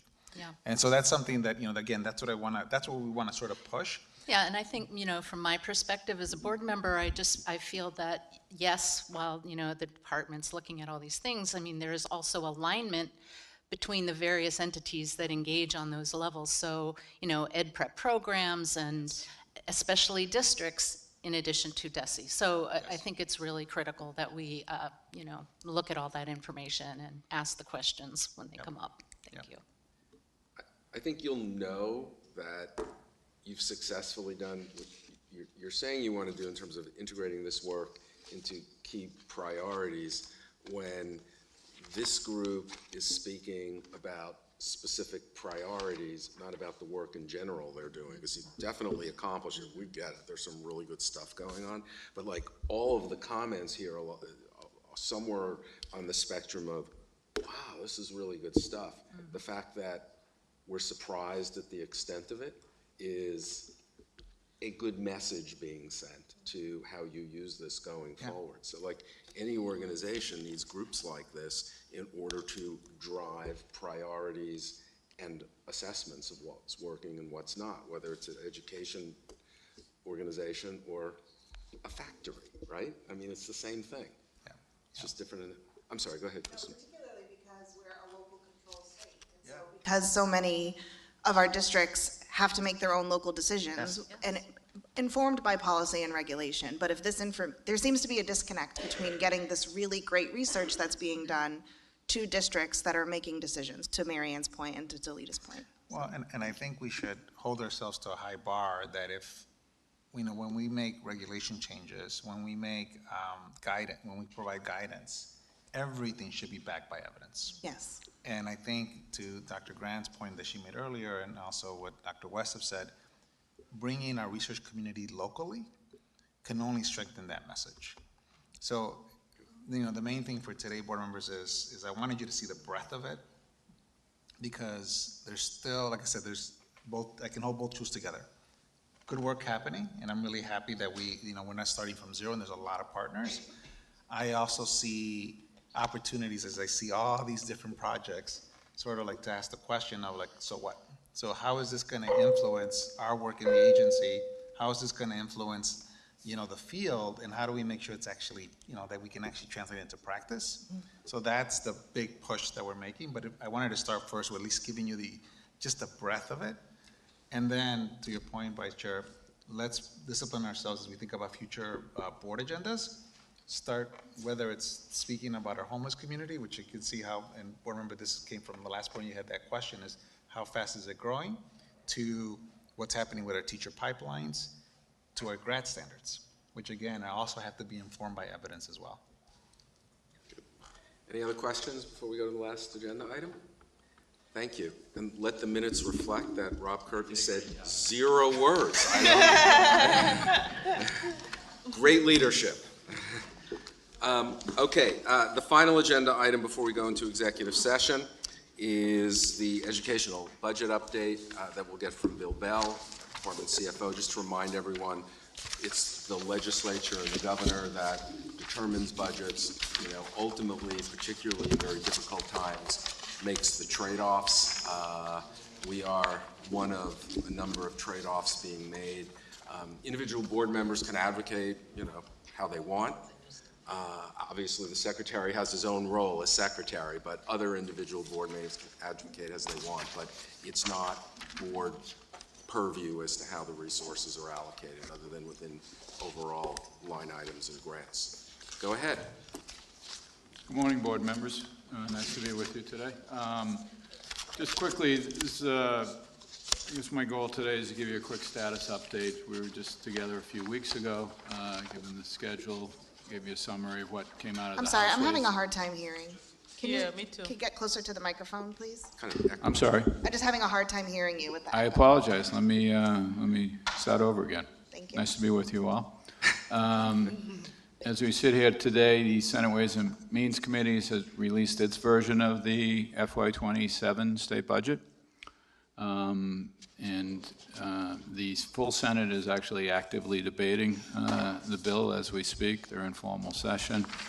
I don't believe any education amendments have come up yet based on the tracking I was looking at earlier this morning, but as a general statement, the Senate continues a very strong commitment to K-12 public education, $9.1 billion in state budgetary resources.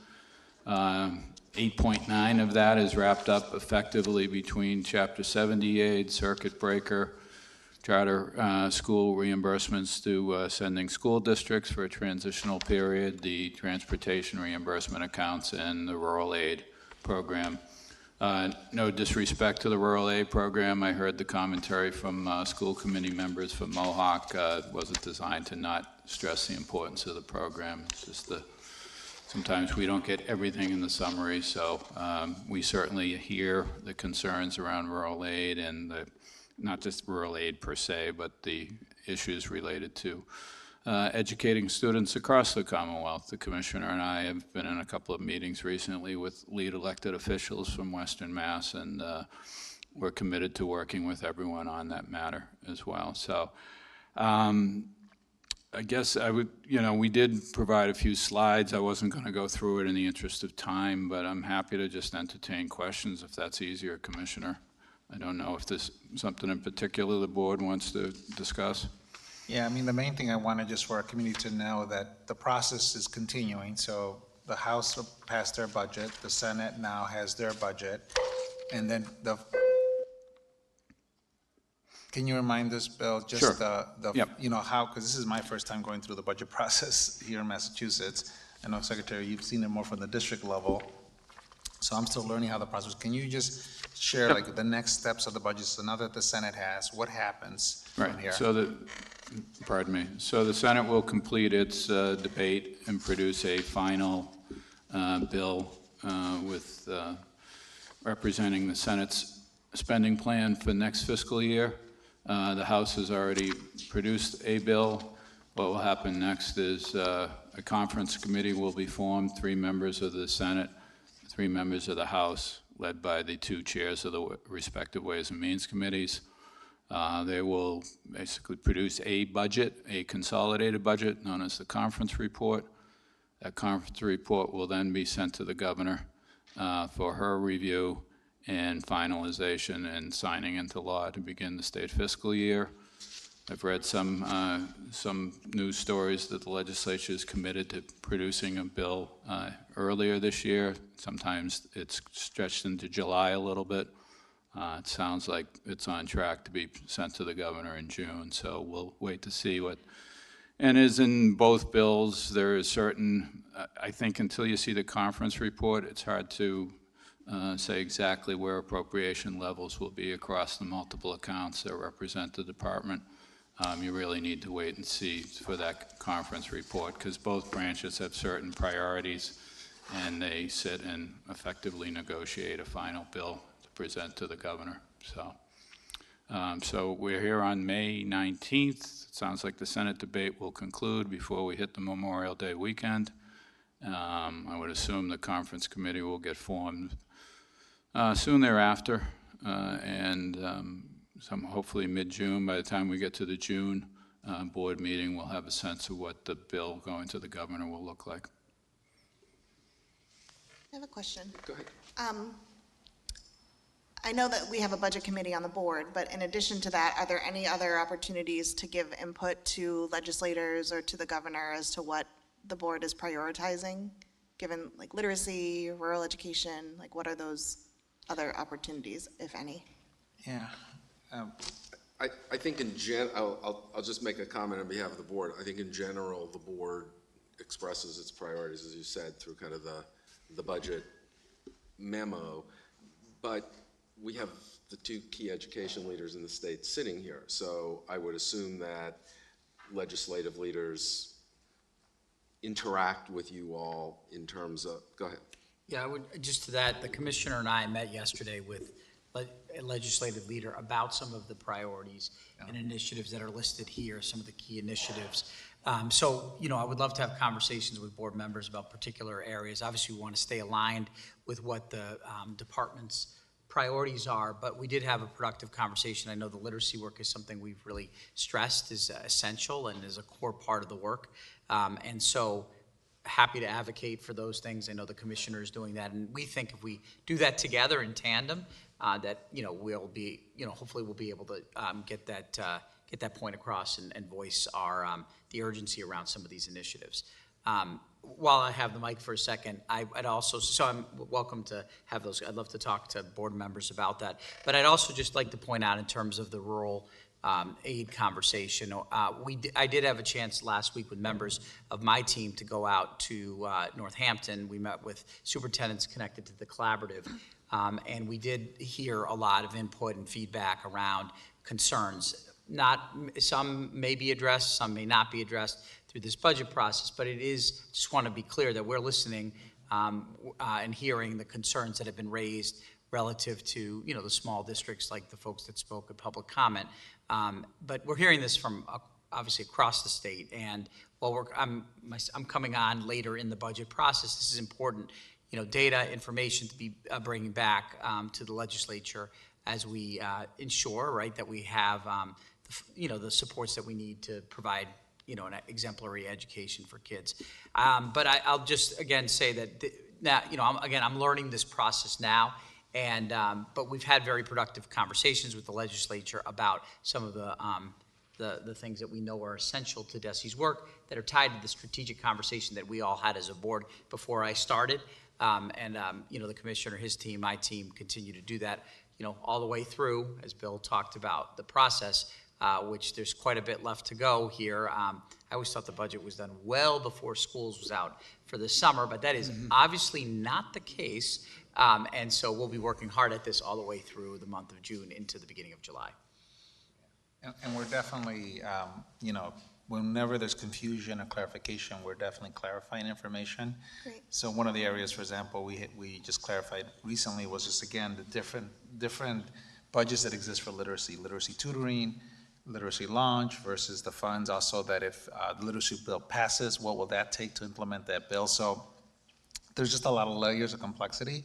But I will say, this is my first year going through it, board member, so I'm learning a lot. So even as we, as I work with the secretary for next year, I'm already making mental notes over on how, just some good lessons from this year. I will just end on the rural aid, as the secretary said, we are listening.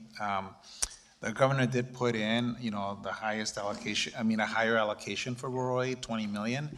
Again, we have to see what happens at the very end, but at least she started with that, and I felt that was a strong value statement to be made. And so, again, we just have to continue to go through the process, though, because now you have the three bodies now will come together in conference to really hopefully finalize the final budget. Yeah, thank you for acknowledging that. And I acknowledge that every district across the state is having budget issues, and rural schools have had, been disadvantaged for even longer than that. So thank you for bringing that up. Yep. Other questions, comments? Okay. I just want to acknowledge that while I called the two of you the two key educational leaders in the state, for Commissioner Kershaw, Commissioner Ortega, I would say Secretary Zreich and them and you would be. I don't want to insult anyone. I was looking around to see who you were talking about. I wasn't sure who you were referencing. So at this point, I'm going to do what I don't typically do. I'm going to literally read verbatim because we're about to go into executive session. This is the last agenda item in our open meeting. As stated in the posted agenda, today's meeting includes an executive session to discuss strategy with respect to litigation. I'll now ask for a vote to go into executive session pursuant to MGL Chapter 30A, Section 21A3, to discuss strategy with respect to the following litigation, as an open session may have a detrimental effect on the litigating position of the public body. Doe et al. Versus Commissioner of Elementary and Secondary Education and Board of Elementary and Secondary Education in the Massachusetts Superior Court, civil action. I won't repeat the numbers. Is there a motion? Second.